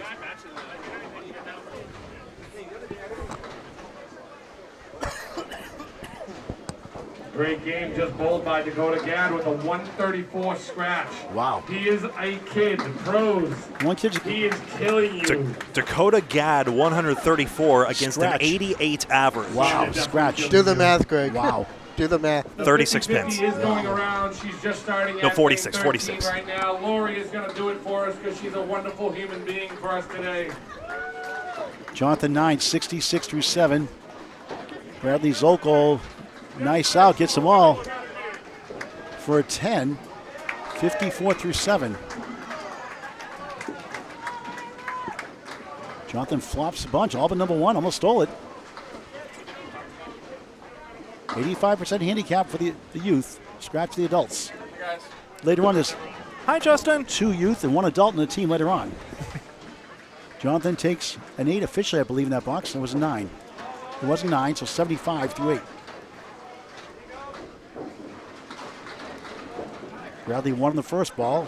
Curves right in the second ball. Has a check mark broken up. Look at this. Oh, he put that On the up. floor. Not bad. Take advantage of those breaks. Get bad ones in other boxes, so it's all justice in the end. Jonathan hit that one. Look at it freezing. Hit that one pin. Didn't go. That's weird. Welcome to Candlepin Bowling. Bradley an 8. 62 through 8. Jonathan sails left. Having a good string, though. Going to go over his average of 81.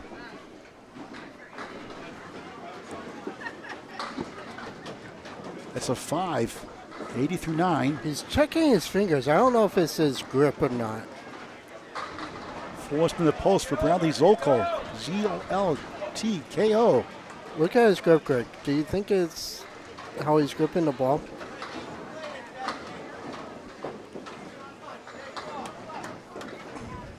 There's a beautiful ball. Look at this. Sweeps 9. 5 and 3 balls, not in 1 ball. Welcome to Candlepin Bowling. Probably. That time it wasn't that bad. I mean, It's so hard to perceive there.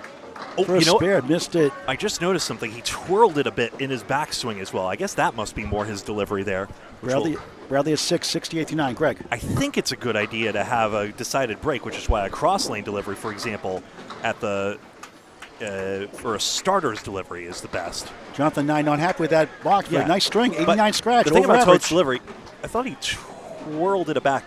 Yeah, he turns his thumb Yeah, he does. just a He little does. bit on that backswing, and that's what imparts a bit of break on the ball as well. That's That's what- his delivery. Yours may vary. because what it might be is he's going from right to left, and when he twists his wrist like that, 9 times out of 10, it's either going to go back to the right or it's going to go right into the gutter. Because you know my approach and you know my delivery. My delivery is similar to Right to that. left. Yeah.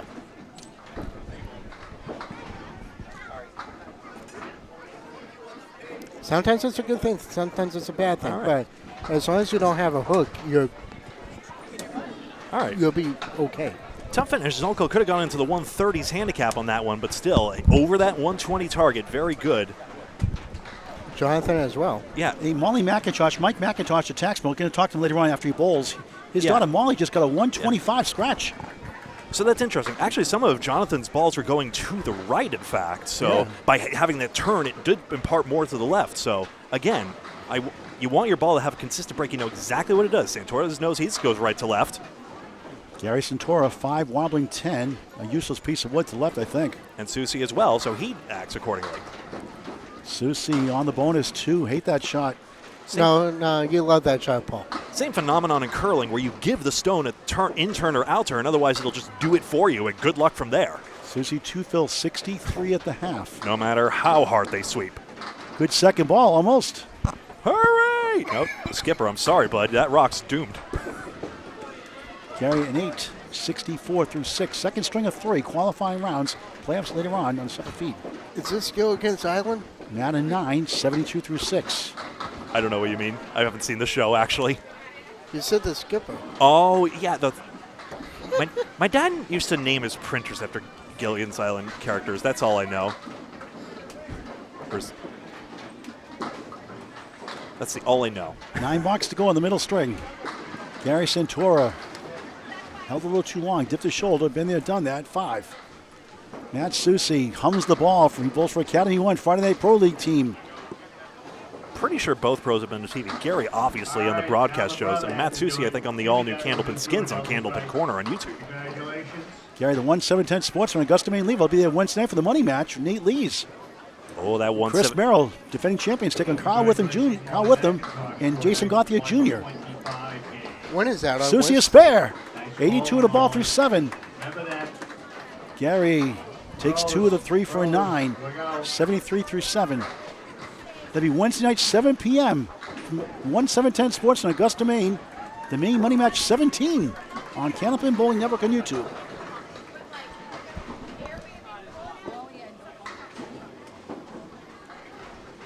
Chris Merrill, Nate Lees will defend their title, try to defend their title. Carl Witham and Jason Gauthier Jr. Santora has a chance, Wood behind that 2-4-7, trying to get to the 10. Susi on the left side of the 1, just 2 that time. Avoids the lemon drop. Another 2 fill, tough break, 84 through 7. Santora, what a shot, but 2 full. Got Wow, the the 7 to go bunker. somehow. Susi 1-2 in the 10. In the 8th box, second string. Yeah, Molly's right over here, too. Wow, Molly McIntosh, 125 against an 83 average. 8 for Santora, 81 through 8. Susi takes an 8 also, 92. Well, Molly is Great. just a fantastic athlete in her own And right. Shane's actually pretty good too. Her brother Shane is pretty good too. He had a pretty good week this week playing sports also. But Molly was on the field of the World Series. She won the national championship. Yeah, it was a hit and run, pitch and hit. Oh, what was it? Oh, God. Oh, it was at Fenway, and I forget what it was. It was last No, Dodger year. Stadium. Dodger We're Stadium. going to talk to the taxman, Mike McIntosh, a little bit anyway. Both only Yeah, we can 3 and ask 4. Mac about that. Yeah. Last year's World Series, of course. Santora, good second ball. 4 and 7, wiggle, won't go. Who are you rooting for in the World Series? Toronto. Susi gets rid of the 6-pack, spare. Yeah, I'm going to root for the AL East rival. I'm serious. Santora 10, 91 through 9. Matt, 4 spare of the string, 102 and a ball in the 9th. Well, A 7 fill, 2 spare 2s, lower the score slightly. Actually, it's 5th spare, I believe, right? 5th spare. Yes. He has spare 5 and a spare 6, then 2 spare 2s. Santora wrapping up his middle string. A couple of low fills to collapse It's a couple to one. Good ball. Oh, It's 8 jeez. left, 9 right. The 2 sleepers hold on, but decent wood to help. Susi on the spare. Right side, 5, make it 6. 1, 2, 6, 10. 108 through 9. a piece of wood is not bad for Santora. It didn't turn against the plate edge. That's good news. Gary connects, spare on the 10th. You'll 101 be on the over- ball. He'll be over at 110 with a Susi decent fill. shoots up the 2, 1, 6, 10.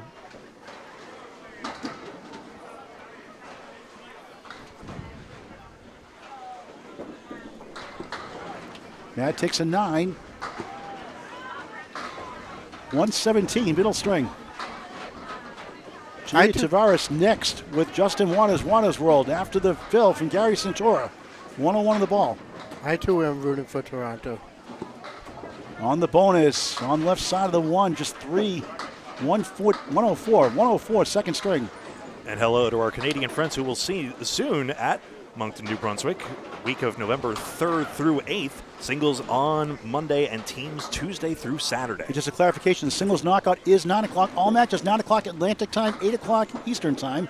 What time is that in Newfoundland? They're on the half 7. hours. 9:30. 9:30 Newfoundland time.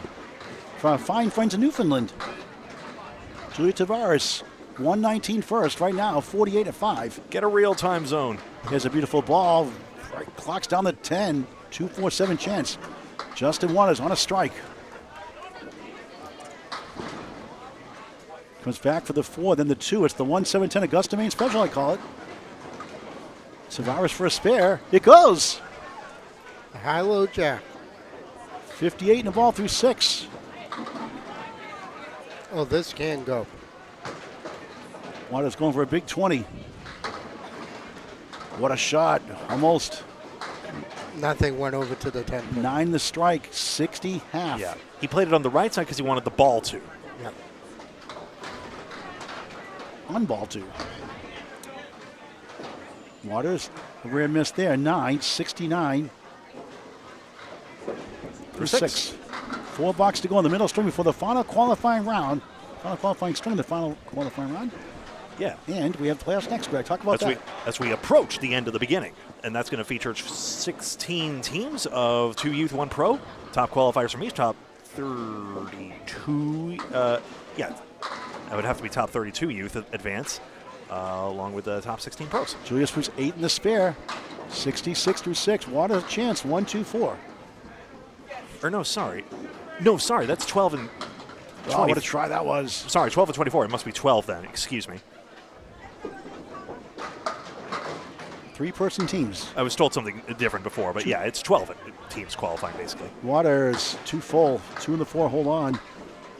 2 juniors and 1 pro on the team. The playoffs. Julia gets the 10.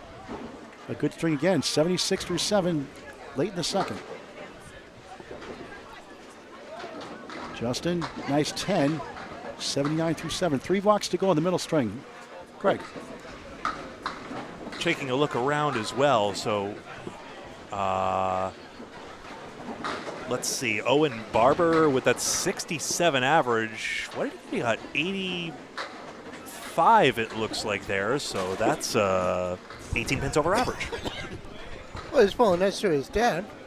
Who is scratching 132 and maybe more if he gets the 610 to go on lane number. Julia bombs away, baby, strike! 86 plus 2 in the 8th. Could you get past 119 scratch like she did in the first? Waters zings it right. 6, 1, 2, 4, 7. Great to see you all here. This is Candlepin Bowling Network on Facebook and YouTube.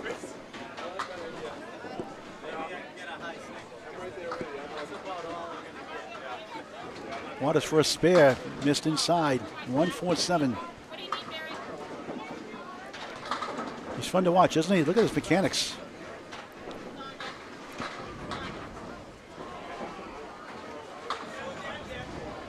Goes to the short. Chuba gets 1 for an 8. 87 through 8. Final 2 blocks of the second before the final string. Interesting. I was wondering if everyone was just going to play aggressive outs on the 1 and 2 splits or washouts on the third ball, but now we finally see someone going for the doubleton. Julia has 2 spares, 1 strike here in the second. On a strike here. It's a good ball. Can you double it up? No. Wobbling parallel time. Over 5 pin. 4, How did 7, a 5 stay up 5, on 8. that? My goodness. That 5 was hit.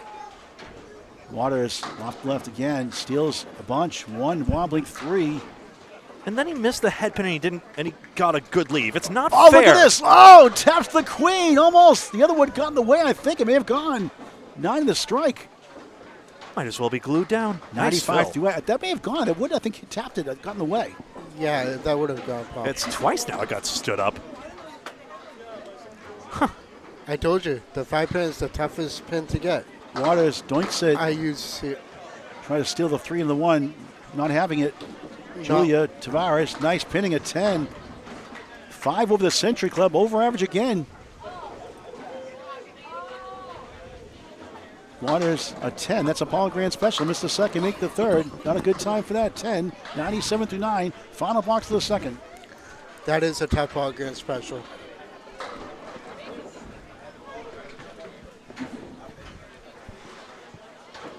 Love Waters from Susie again. Caleb and Bradley one more time. Tavares, nice ball again. 4, 8, 10. Now let's see if that double wood can help somehow. Could go outside now. She'll use that wood probably now in front as it rolls back. Waters 2 perfect. Clipped wing eagle. Under par for a string. If I'm Tavares, I'm trying to avoid the cap on this piece of wood up front. Julia takes an 8. Another good string. 113. 232 scratch. Her first 2. Waters, object pins for an 8. A bogus string by his standards. 105. Second string. Greg. There we go. String number 3 of 3 coming right up at Academy Lanes, Haverhill. And We'll we be just right had with that you. Junior first double. Lisa Alberto, Dominic Ricci, do a nice double strike. Congratulations. Be just a minute. Be right back. Because you're doing at least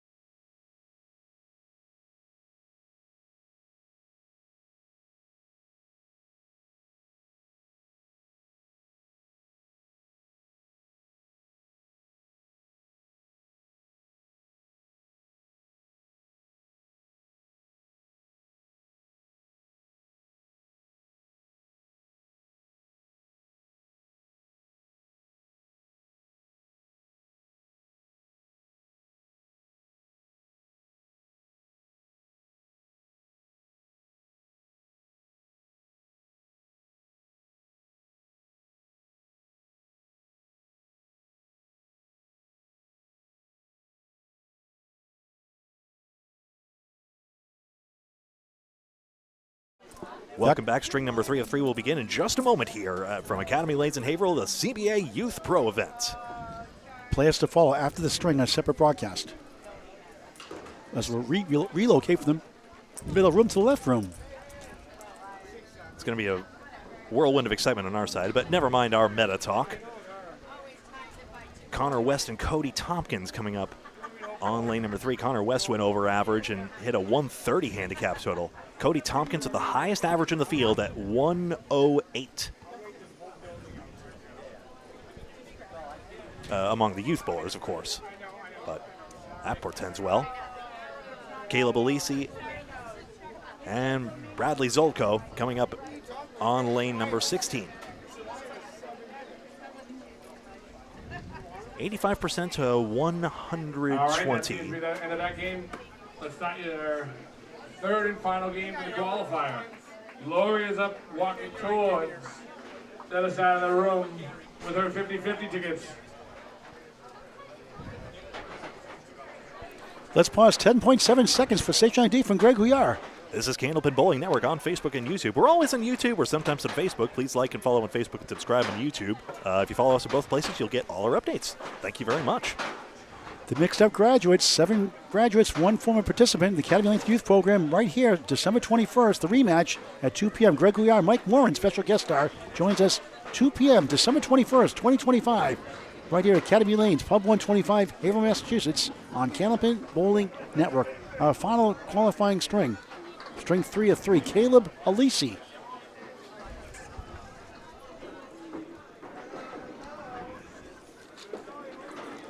Hello, sir. Second. Connor West, 80 league bowler.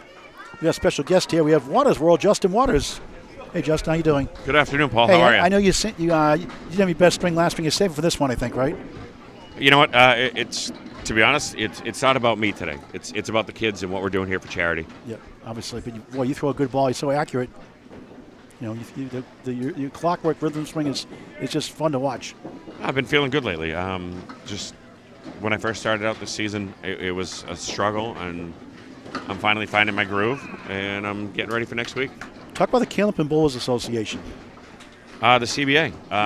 It's in simple terms, it's more like the Major League Baseball. Like Major League Baseball has the Players Association. Well, we're the Candlepin Bowlers Association for the bowlers. So it's a good. We have a lot of things in the works to help progress the game. The 7 of us on the committee we chat almost every day to talk about everything that we are looking forward to do. Anything you can share that without leaking to the media, you want to share about things you're planning on doing, or is that still top secret? Yeah, no. There's some things we got in the works. One of the ones is the website is getting redesigned. It's going to be more informative, have links to a bunch of things that, like find out where leagues are, when tournaments are, to see high singles. We're working on getting like a bio page, like meet the bowlers or meet the streamers. So like myself or like any bowler could fill out a form. Like, hi, my name is Josh Daly. These are my accolades. This is where I'm from. Okay. Yeah, kind of like what you do. What you do with all the bowlers when you introduce us. Another thing that we're working on is like for the streamers. Like some people don't know Greg, don't know Kevin, don't know you, but like they'd like to see a backstory on it. So we're working on like a bowlers only and like a streamers only page, like a meet everyone. Awesome. Now, Justin, I got a question for you. Like me, who bowls on the Pro Tour, like here and there. Now, with the streaming, I can do one for the streaming and for the bowling if I want to do 2 bio sheets. Say that again, Kevin. I'm sorry, I missed that. With me bowling as well, right? I could do one for bowling and one for the streaming, or can I just do one shot for both streaming? Oh, you could definitely do both. You could easily do both. I mean, you could be, because you obviously you bowl, yeah. Paul's bowled, Craig is bowled. You could do both as a meet the bowlers and then meet the streamers. It's all how you want to do it and how you want to approach it. Like you could tell us all of your stats and stuff and where you're from, and then go on the other side and tell us about your background of like doing commentary. Connor got a spare 3 to start. talking to Justin Waters World, talking about the CBA, Candlepin Bowling Association. Talk about the membership, how people can get involved in that. You'll be able to sign up on the website itself. If, as of right now, you could also reach out to any of the members of the committee, and we can help you out sign up to get your membership for it. I highly recommend it for everybody. Would you mind going over who the 7 members are to the viewers who want to know? The viewers, the members, the name of the members? Pop quiz. Yeah, the great pop quiz, right, Greg? It's let's see if I can name everybody. I got Rich Lamone, I got Dave Chestercove, Dave Barber, myself, Tim Jalbert, Jimmy Nestor. I know we have one more. Where am I missing? Brendan O'Dowd used to be, or is he still? Who? Brendan O'Dowd, or is it not anymore? O'Dowd is not anymore. Okay. Is there Corey? It's Lamone, not Lamone, by the way. I know. I got Lamone. I got Lamone, Barber, Chestercove, Nestor, Corey Lisi, myself. That's it. There's only 6 of us? Right now, yeah, we're a quorum of 6. Okay. Oh, I 6, thought we no, had I thought 7. I don't know. 7. Oh, Jalbert. Oh, yeah, and Jalbert. So we do have 7. Yeah, but yeah. He's a kid. I knew that we had to have 7. Adults and 1 kid. Right, yeah. 6 and 1. That's fine. I knew that we had to have an odd number for when we do votes and stuff. So Jackson just got a strike chart right in lane 17.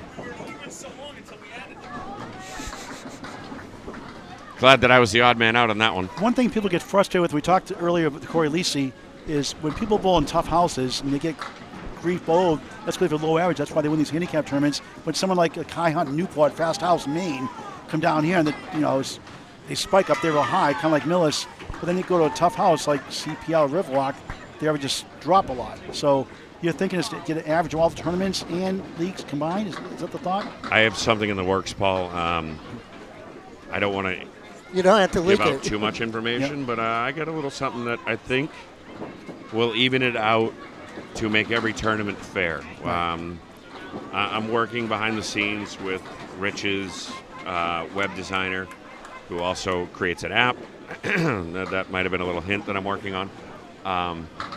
But yeah, no, we're getting to the point where we want to make sure that we, as a bowling group, can be able to use our phones at the end of every night or as you're bowling and punch your scores in. And then at the end of the night, submit it. So that way, you get a cumulative average. Kind of like the ACST.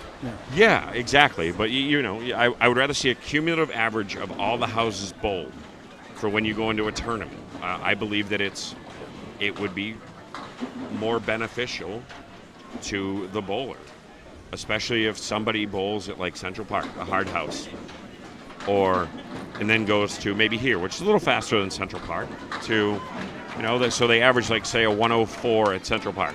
They come here, they could average 114. So you got to take the 5-pin difference, and it would become a 109.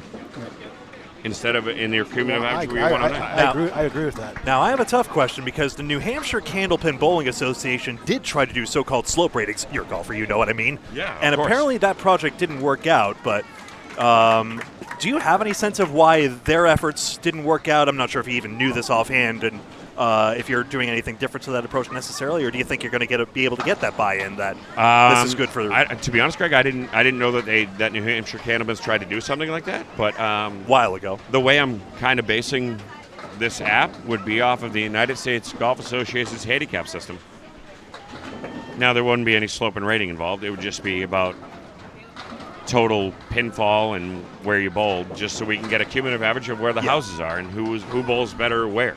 Because it's tougher to quantify the effects like sidewalls and pin stability at the base, for example, stuff like that.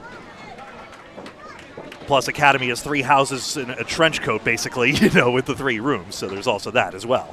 That's another thing. I mean, you could certainly bowl over on the right side here at Academy, then go bowl 3 strings on the left side at Academy, and then bowl 3 strings in the middle. All 3 strings could be different just because of the way it's set up. Even different lanes in the same room can be different, too. Yeah, absolutely. The approaches over on the left side are your wooden approaches, same at the middle, but the right side is all synthetic approaches. Anything else you want to share? They can share tidbits, trade secrets coming out soon? There'll be something probably in the next couple weeks. I would say just after Worlds. You're doing a great job, Justin, and everybody appreciates it. It's a lot of work, but you're doing a great job. Well, as much as from a bowler standpoint, I thoroughly enjoy the game, but like the guys sitting here behind the cameras, punching in numbers, talking about everybody, and giving their time and effort day in and day out are the real people to thank for this. Like, you guys do an amazing job, and we're just here to help out.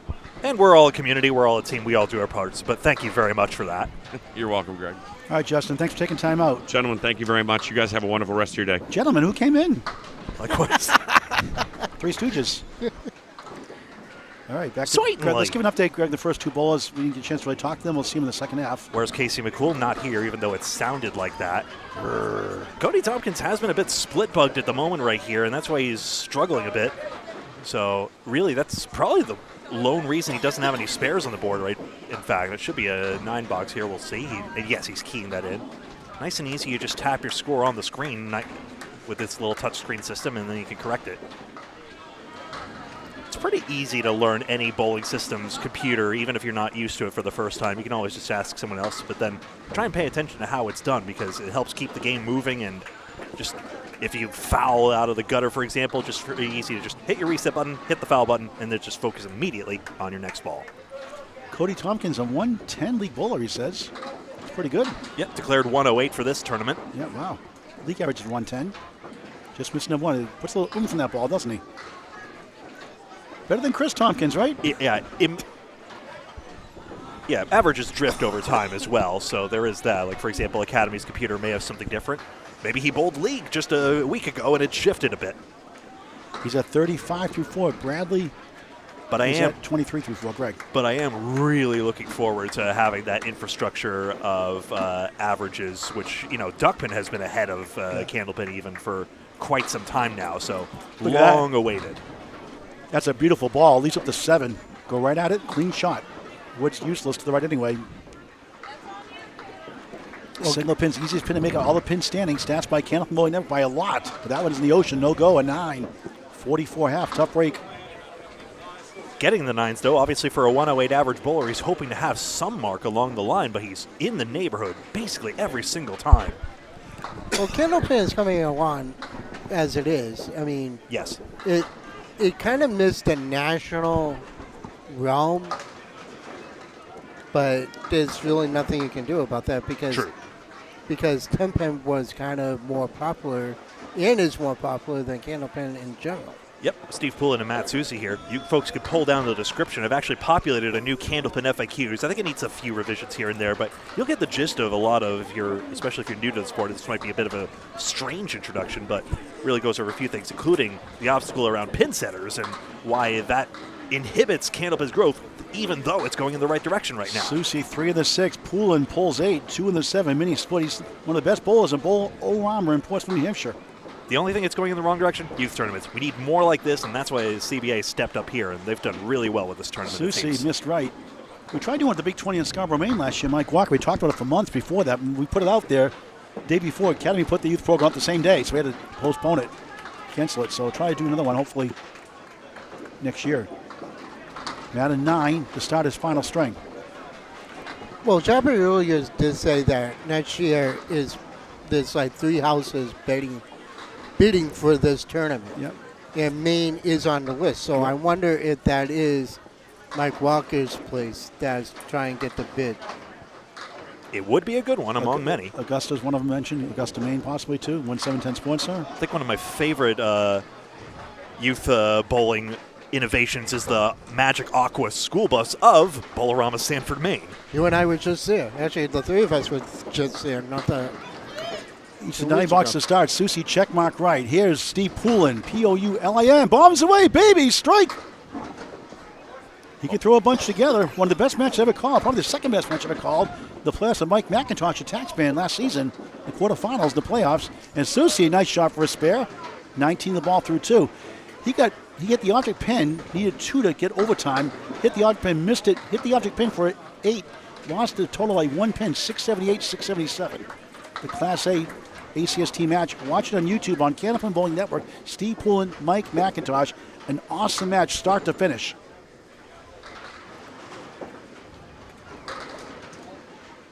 Susi on the spare.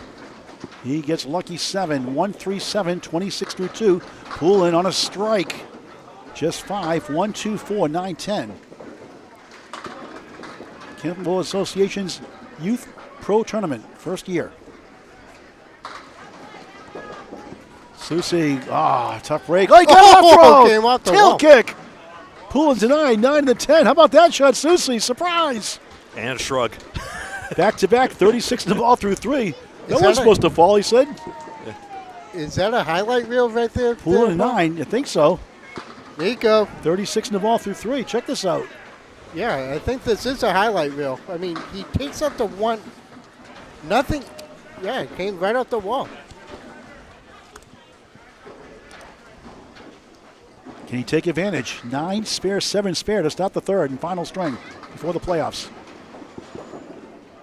In the pocket, it's 7, 4, 7, 10. 10's wobbly. 43 through 3. Poulin, a 6-1 washout on a sunny, cool autumn afternoon. Soon to be. Late morning. A little nippy this morning. Perfect bowling weather. Not really. Usually when it's this cold out, the pins don't cooperate. Yeah.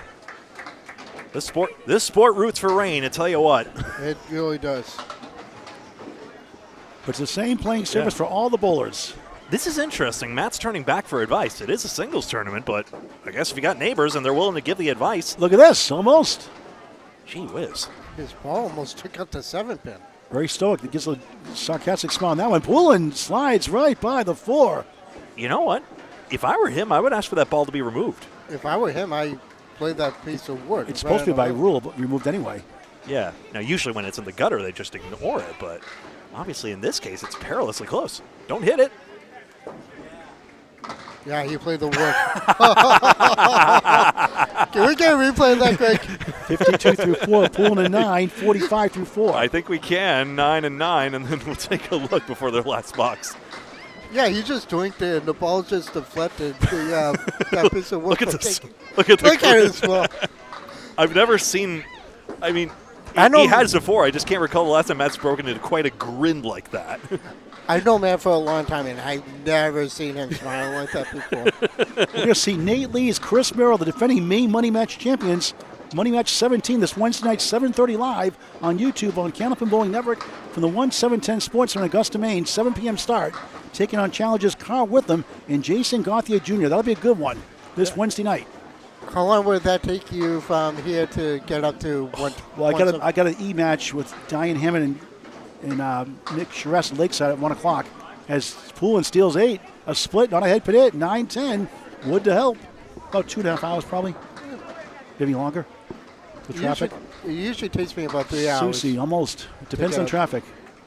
Well, it's 3 matches today, which means he's meeting his average. What time's your next match, Paul?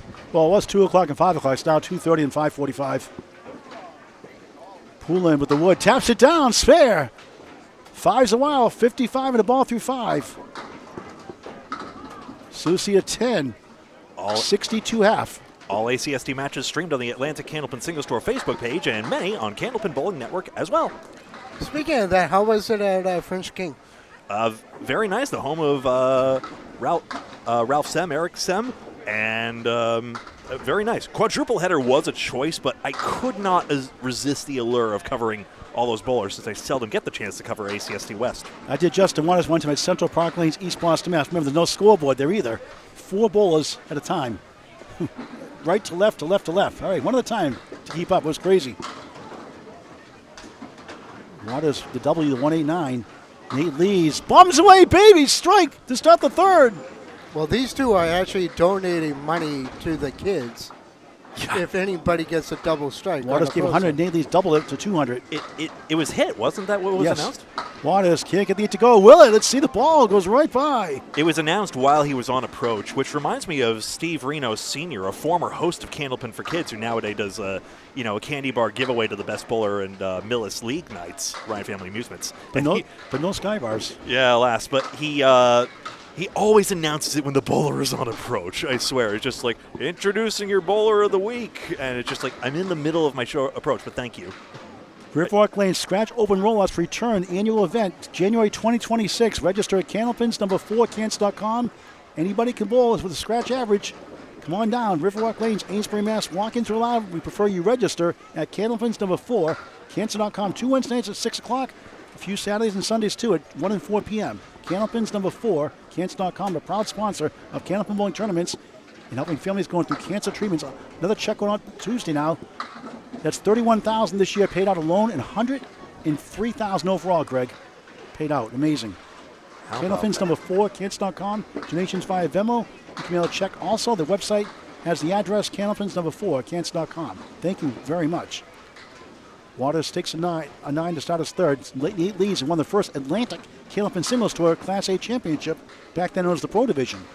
Getting increasingly back to that form. He's had a few tough years recently, hobbled by injury as well, but he's been on the up. Waters on the crossover, leads to a king. Greg's happy. 8 to the left, 5 to the 8. Wood in front, leads on a strike. Rolls left, he gets the W, -1, 1 on the 8. Sometimes a high crossover hit will not result in that. It'll usually result in something else messy. Justification. I pay attention to 10-pin world. They are obsessed about entry angles because they need those strikes, so they will take any help they can get on the head pin. Well, plow through it. Oh, he missed it. Well, 10-pin is a strike game anyway, Greg. But yes. Lee's second ball on the strike off the wall. No, will it? Nope. A second chance. Not quite. He'll hit it, but it wouldn't go. 19-1 to start the third. Waters, that's a Paul Grant special. Missed the second, make the third. Is there a good time for that ever, Greg? No. Okay, thanks. Nate at 10, 29-2. Justin, 19-2. Paul. You know who your friends are. Paul, you never know when it's a good time for a Paul Grant special. Only if you win. Oh, yeah. That's the only time it's good, Greg. Would you agree to that? It's never good at the time. It happens. But then Paul says it, and I'm sad again. That's a Paul 3 Grant minutes, 5 special. left, 6 right. I don't talk like Michael Jackson. Yeah. Woo, Billie Jean. Well, when I'm Bee particularly annoyed with myself for missing it. 3, 6, 4, 11. It's in your head, right? Let me guess, you had a few Paul Grant specials when you pulled up in Canada? Waters connects, spare. 29 the ball through 3 here in the third. Lees on the cut shot. Sliced the object pin, wouldn't carry. Although that was in Fredericton, New Brunswick, we're going to go quite a bit up the road to Moncton. Wobbling 4 left, 6 right. Helicopter is over, almost got it for a 9. Very good pinning. 38-3. The playoffs are next on a separate broadcast. Moving our camera and table down to left room. Yeah, separate logistical setup too. No U-Haul needed. I was saying to Terry Ann, if she and I were going to Canada, we would have left Saturday and we would have been there Sunday. Yeah. Oh, the reason being there's going to be glow bowling in the Blue Room, I'm pretty sure, every Yeah. Friday and weekend. Waters on the spare, lane 16, 2 full, 5, 34-3. Lees sends it right. It's 6, 1, 2, 8 behind the 2 and the 9. I'm going to do a quick plug real quick. I was talking to Jim down at Harvard on Thursday. They're bringing back global. All right. Waters, what a try that was. Lees up to 4. Lees taps the wood, leads up to 1 and the 8. For the unaware, no, Harvard University is not in Harvard, it's in Cambridge. Justin missed right for a 9, 43-4. Gee, you don't Nate say. at 8, 46-4. The address 204 Air Road, A-Y-E-R. Air Road, Harvard Lanes, Harvard Bass. What a great job they've done there. New renovated Harvard Lanes. Even the bathrooms are pristine. Good. Skeeter has done a great job with that place. Sure has. You've been there, Greg, haven't you? Yeah. Yeah. I haven't had a chance to try their pinball machines. That's something I need A to whole do. bunch of them now. Waters in the pocket, up the wall. It's going to be 8. And good ones, too. They got the rolling score display from way back when. Rolling 2 in the 10. Lees, 2 perfect. A 1-5 center Worcester. That's a youch. Not in the dictionary, Webster. Thanks a lot. You put 500 new words in this year. You didn't put youch in there. Hopefully the 2026 version. There's an interesting point, but watch the spare shot first. Wow. Too much wood. Way too much wood. You're like, what's Yeah. up with that? That was way too much wood. You know what's interesting is that Oh, Candlepin. look Look at this. Look. Almost got it. 3 in the 10. Candlepin is a game of frustration like that and low scores as well. And you think about pinball tables nowadays and how their score are like in the, millions and tens of millions. Do people want to see the number go up, essentially? I mean, here at Candlepin, we're kind of trying to prove that wrong here, essentially, because this is still the bona fide challenge, even in a world where, in a world of number go up. Nate at 10, Justin at 10, 8:56. Justin 53 at the half. Let's pause. 1.1 second of station ID from Greg Gouillart. A Candlepin Bowling Network, thank you. You had a split second left, quarter of a second left.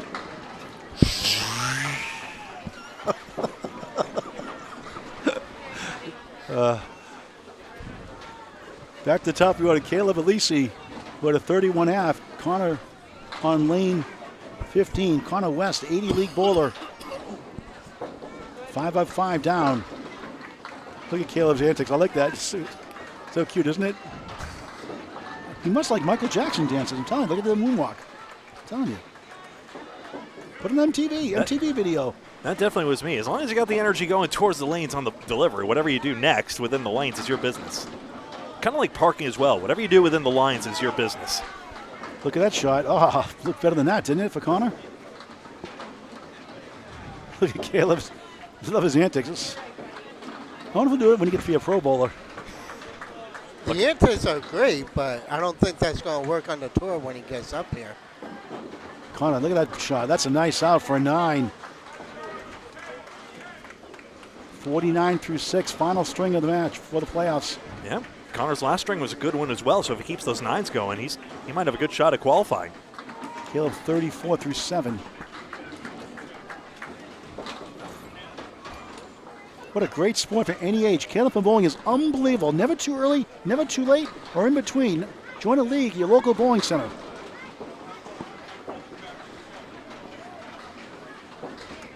Greg, you're on the technology and background vocal with Kevin Burns. I'm Paul Grant on Candlepin Bowling Network from Academy Lanes, Pub 125, Haverhill, Mass. The first annual Candlepin Bowlers Association, or CBA, Pro Youth Tournament. Can't wait for next year's. To be determined location. Yep. Won't be here, though, they say. So 5-1 washout there. You know what makes Candlepin so difficult is the consistency, and it's really why, although it's cool when you celebrate high scores like, the 210 at Jenny Rowe, 245 Ralph Simmons for Sargent, it's that consistency that really makes a bowler so good, and it gives you an appreciation for just how important it is to stay dialed in every single ball, even when the pinfall isn't convincing, and how important it is to stay dialed. Hey, this man knows a thing or two about that. We got a special guest. It's the tax man, Mike McIntosh, everybody. the Atlanta Candlepin Singles Tour Class A champion from last year. Hello, Mike. I love when you say that, Paul. Appreciate that. How's it going today? This is a great event. Yes. Love to see the kids out here. Love to see the coverage of the kids, and I think this is super important. So you guys are doing a great job. And we got the mixed up graduates here, December 21st, 2 p.m. I'm not even sure what that one is, but that's the one kids. where they went to two men, Portsmouth two last time? Yeah. Okay, great. Yeah, no, those are great. 2 men, 2 women. Now, Mac, earlier today I told you this brings back memories because I made my pro debut when you were running the Pro Series. That's right. And I bowled in this tournament. That's right. We had an adult youth. We had a couple of years of that, I think. I did it 1 year. Was it just 1 year? I think it was at Lita Lanes. Yep. Or I'm not. God, that was a while ago, Kevin. But yeah, no, that was a great event, and this is kind of in the spirit of that. So looking forward to letting these kids get on the stage, right? And let them have the moment and pull out some big moments. Talk to your kids, Shane and Molly. Yeah, so Molly's over here on the left. She's bowling really well today. Shano's. I mean, we've been playing baseball for the last 3-4 months, so we haven't bowled much, but it's good to see both kids come in. They have good attitudes. They're being good teammates to everybody. High fives all over the place, so that makes me happy as a dad. And Molly got a 126 scratch earlier, right? I think she had 125 scratch. Yeah, that's pretty good. I think her average is about an 84, 85 or something, so she bowled really well. Better than Mike? Yeah, honest to God, she's beaten me scratch today, so. But it's all good spirit today. Yeah, Mike, I had a question for you. Yeah, Greg. How encouraged are you about the direction of, maybe not the youth game, the kids are all right, but like in terms of the opportunities for them? Because obviously we've had some TV shows and some tournaments go by the wayside, but now we've got this. Are you encouraged by the general direction, or do you think there's still maybe a lot more work to do to give them the opportunity to take part in bowling? So I have mixed feelings. I do see a lot of things that are positive, and I think it is going in the right direction. I just think we need to get a little more widespread. I mean, this league here is fantastic, right? Academy. If we had 30 of these around the state or the New England, we'd be in really good shape. But I think we do need to spread it a little bit. So, but no, this is super uplifting to see, and hopefully the coverage gets it out there, and more kids are seeing it, and they want to be, covered just like these kids are. So this is great. But no, we're keeping a positive feeling there, Greg, because it's a great day today. There's a lot of great people that are in charge of this, and they're running it. So while it's in their hands, I think we're in good hands. I do want to mention. Are you the accountant for the CBA? I am not the accountant for CBA. No, I keep that separate. Get a clash of conflict of interest. Yeah, conflict of interest. Thank you. I know this is about the kids. Do you want to plug you just merged your tax services? No, not today, Paul. I appreciate that. You've definitely helped me out, and my business has grown because of it. But today we will definitely keep this about the kids. Okay. So I appreciate that. I like the free plugs when I can. Yeah, I know you do. You're a great guy. You guys are all doing a great job. I do want to mention one thing. I am working on getting a kids league going at Harvard. I've been talking to the owner about it. Now, with a 14-lane house, do you think a 14-lane house can support something? Not to this magnitude, but similar to it. A tournament like this? No, but I think, Kevin, as long as they have 2 lanes, I think you can have a kids league. Okay. So I would encourage all the houses, no matter how large or small, to form some sort of kids league, or it doesn't even have to be a league. It could just be them showing up, once a week or twice a week and being there and getting their strings in, because I think it's got to start somewhere, right? You can't start with 85 or 90 kids in the league like we have at Academy. So, going back to my other question, when I first started bowling, I didn't bowl in a kids league, which kind of hurt me a little bit. But the younger they start, the better off it is in terms of where they can go, whether they make it to the Pro Tour like I did, but not in the way I wanted to do it. But there's still opportunities for them to look and say, okay, this is the next step after the juniors. Cody on a spare in lane 15, 54 on the ball through 6 in the final string. Bradley Zolko 37 through 7, trying to finish strong. To answer your question, Kevin, I think to be at a level that some of the top bowlers are, some of the elite bowlers, you really do need to start at a young age to get the muscles forming in the right directions and the muscle memory there. It's extremely hard to pick up this game later on in life if you have not started as a younger bowler. Yeah. So huge advantage to anybody who does get into the youth program at an early age if they want to continue and climb the ladders of the ranks and get up with the pros. It's pivotal that they start at an early age. Cody a spare 8, missed a second chance, 62 through 6. Bradley trying to pick this apart. It's a tough one. Third out here. Doig's going skee ball, going to 50 to 100 points in skee ball. No points, an 8. 70 through 7. Talking to taxman Mike McIntosh. It's great to watch these kids. I mean, are they nervous? I think if you asked them all in the beginning, they were a little nervous, but I think most of them have settled in by now. And this, it's like a league for them. So hopefully they're excited to turn around and see a huge crowd and everyone cheering them on like they have been today. It's great to see. And cameras in the back of their heads. You think they like that more than not? I think that they've seen it around the adults for so long that a lot of these kids have been around here and they've been watching you guys and seen it. So I think they're all ready for it. I think they're pretty excited. From everything that I've heard from them and been talking to them, they are super happy you guys are here. Greg wants you to collect lemon drops for the kids today. Lemon drops for the kids. I'm going to take the Halloween candy. Where if they're on a spare, they get full-size Snickers bars they got to give up. Real quick, your daughter just threw a 97 for her. Yeah, I saw that. I saw it. She had of course, she's throwing her hands up in the air like she expected more, but that's what a true McIntosh does. Is she beating you scratch today, Mike? Would she have 125, 97, 88? I need a couple marks here in this last half. I think I have 44 with no mark hanging. So it's looking pretty good for Molly. Pressure! Oh, she's making it. She's rubbing it in over there, so we're having a good time with it. Hey, it's total Mac 2.0 today. We're not there's no sort of getting upset no matter what's happening today. This is too much fun. Right, I can say thanks a lot, guys. I appreciate it. Real quick, Mac, I'm happy to say that your son's bowling and Molly is bowling. It's nice to see that they're going to carry on that tradition in your family. I would love it. My son's getting more into it. He's getting a little older. I do think the younger girls just have a different mindset, so they're a little more focused than some of the younger boys. But as they get older, that'll even out. But I appreciate it, Kevin. Greg, Paul, thank you guys. I'm going to go up there and see if I can beat any of the kids on my lane. How about a 3-letter word for this event? Wow, baby. All right, back to Greg. Thanks so much. We were never going to let him go. He was in our prison forever. Actually, I think all three of us weren't going to let him go. Let's get an update, Greg, for the bowlers we missed there while we were talking to Mike. Okay, sounds good. So we saw that spare 8 obviously earlier. So Bradley Zolko has a chance here with a spare to hit that 120 target here.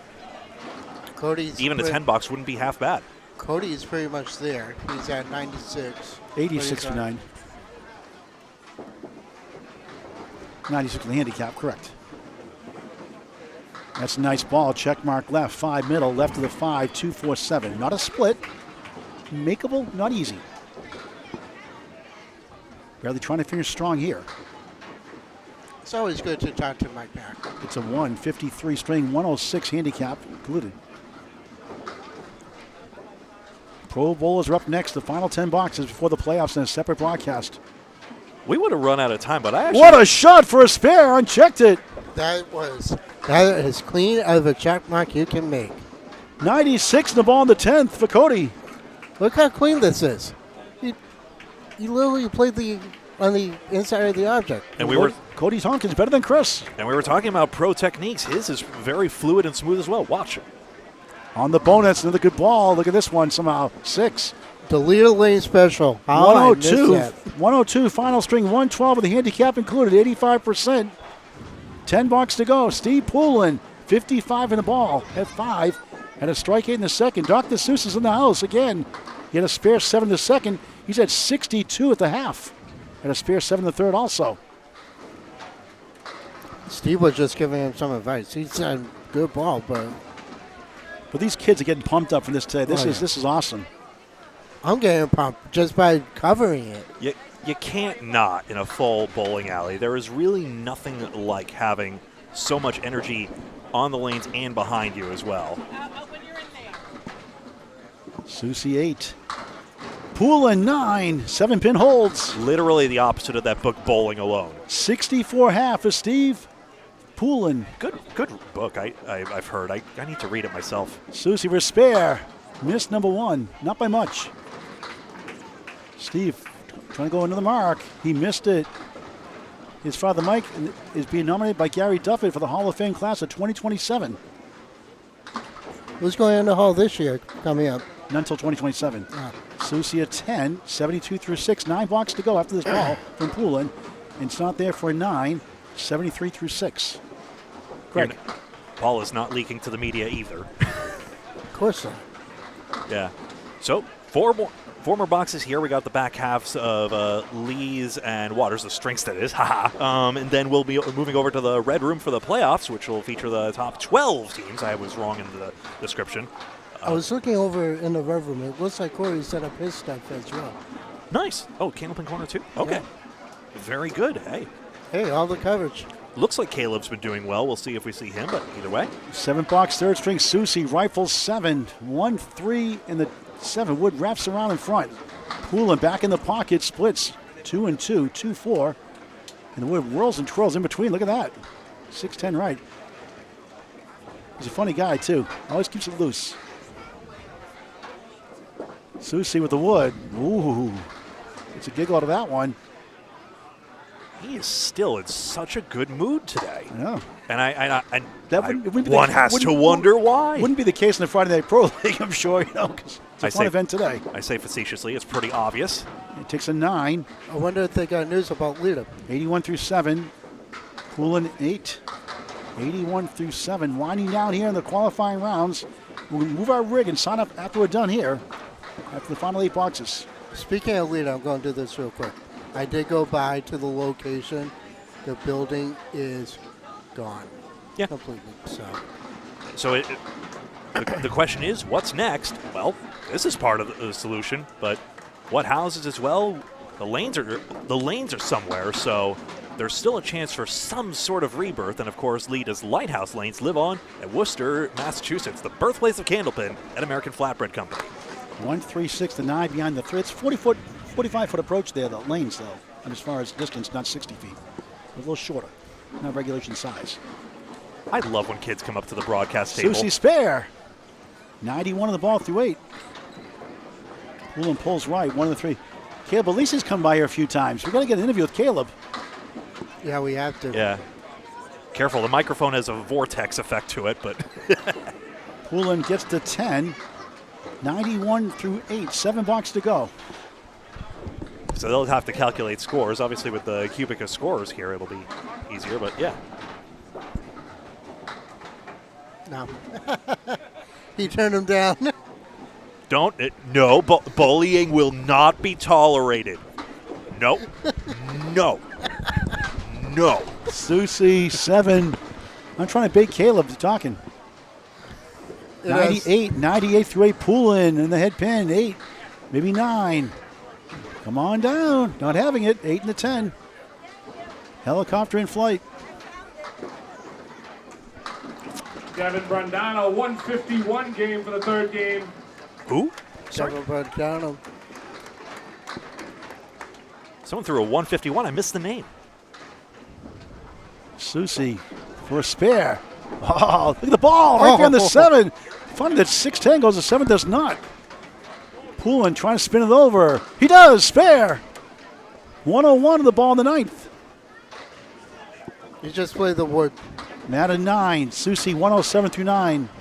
Anchors are up next. Nate Lees 56. Justin Waters 55. Not on marks. Wrap it up before the playoffs. I had my head down trying to figure out who the 151 was, but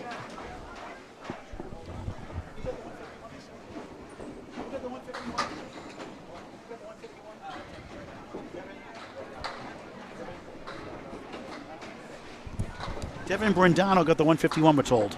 very nice. Susie takes 8. 1 in the 3. Opportunity here.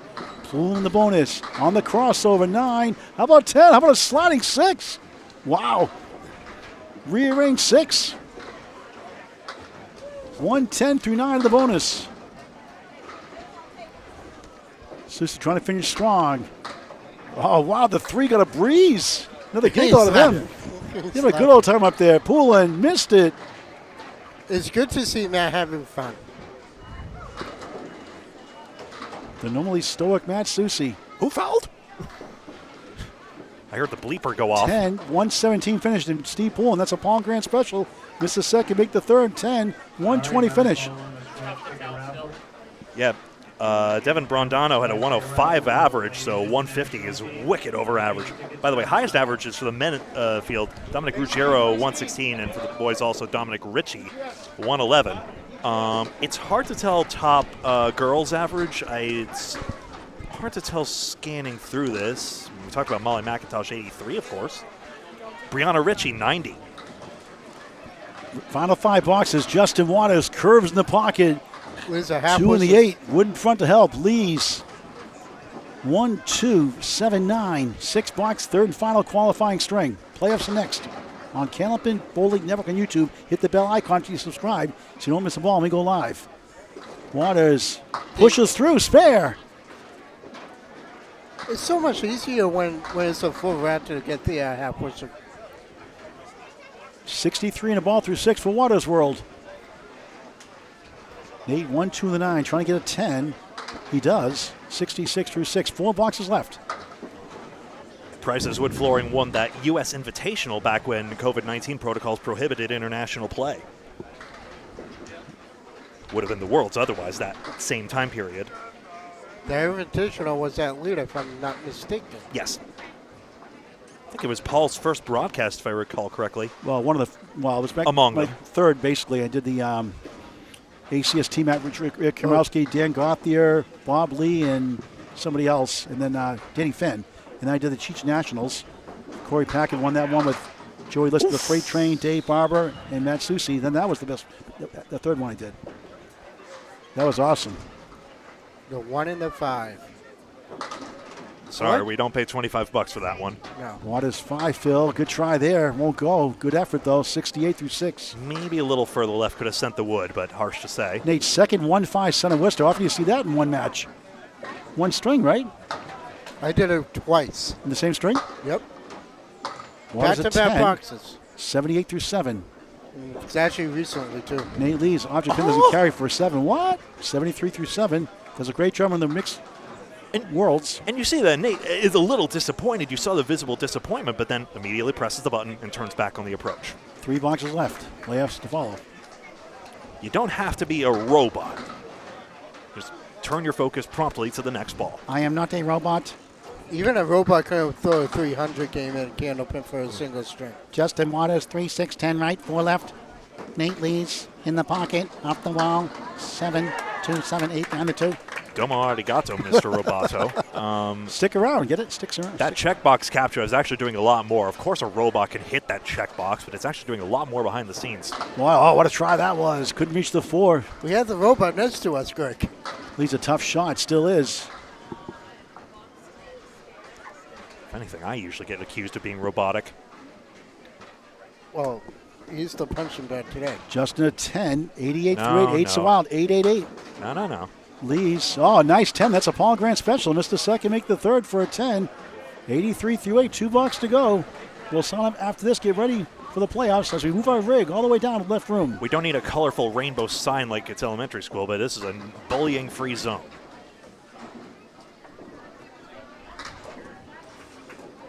Waters pounds the pocket. 7, make it 8. 3 right, 5 left. A good chance. In the 9th box, 3rd string. Lees on the crossovers. Strike! 93 plus 2 in the 9th. I love Justin's approach. It reminds me of Amanda Carroll's. For a spare. Missed it. I think the pros are quite motivated to make it onto the final round. You see Justin's visible frustration. I think they really want to lead these youth teams to victory here, so whoever qualifies is going to get that opportunity. Waters takes the 10, 98 through 9. You saw the immense pride Justin has in being able to take part in this event. It goes for just about every pro here. Perfect. His last 5 or 6 boxes of spare included in all 10s. Well, as I said earlier, I would have done it, but I'm so nursing that injury, so it's kind of like Final box of this qualifying round. not ready for it. Waters lane 16, Academy Lanes, Pub 125, Haverhill, Mass. Flop 7. 1, 2, 10. Excuse me, Lee's in the strike. 9 behind the 3, 3, 6, 10 in front.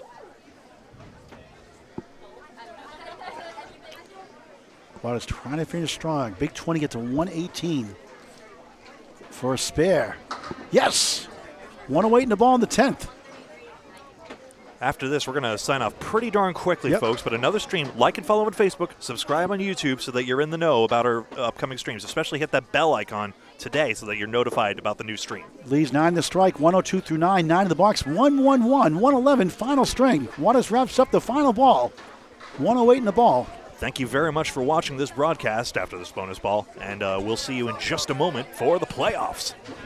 But first, The fill from Justin Waters. Okay, Julie Chen. it's a good ball, but it's 5. Ends up with a 113 final string. There you go, and there's the scores, and that is it for qualifying. See you in the red room here at Academy Lanes in Haverhill for the playoffs. So long.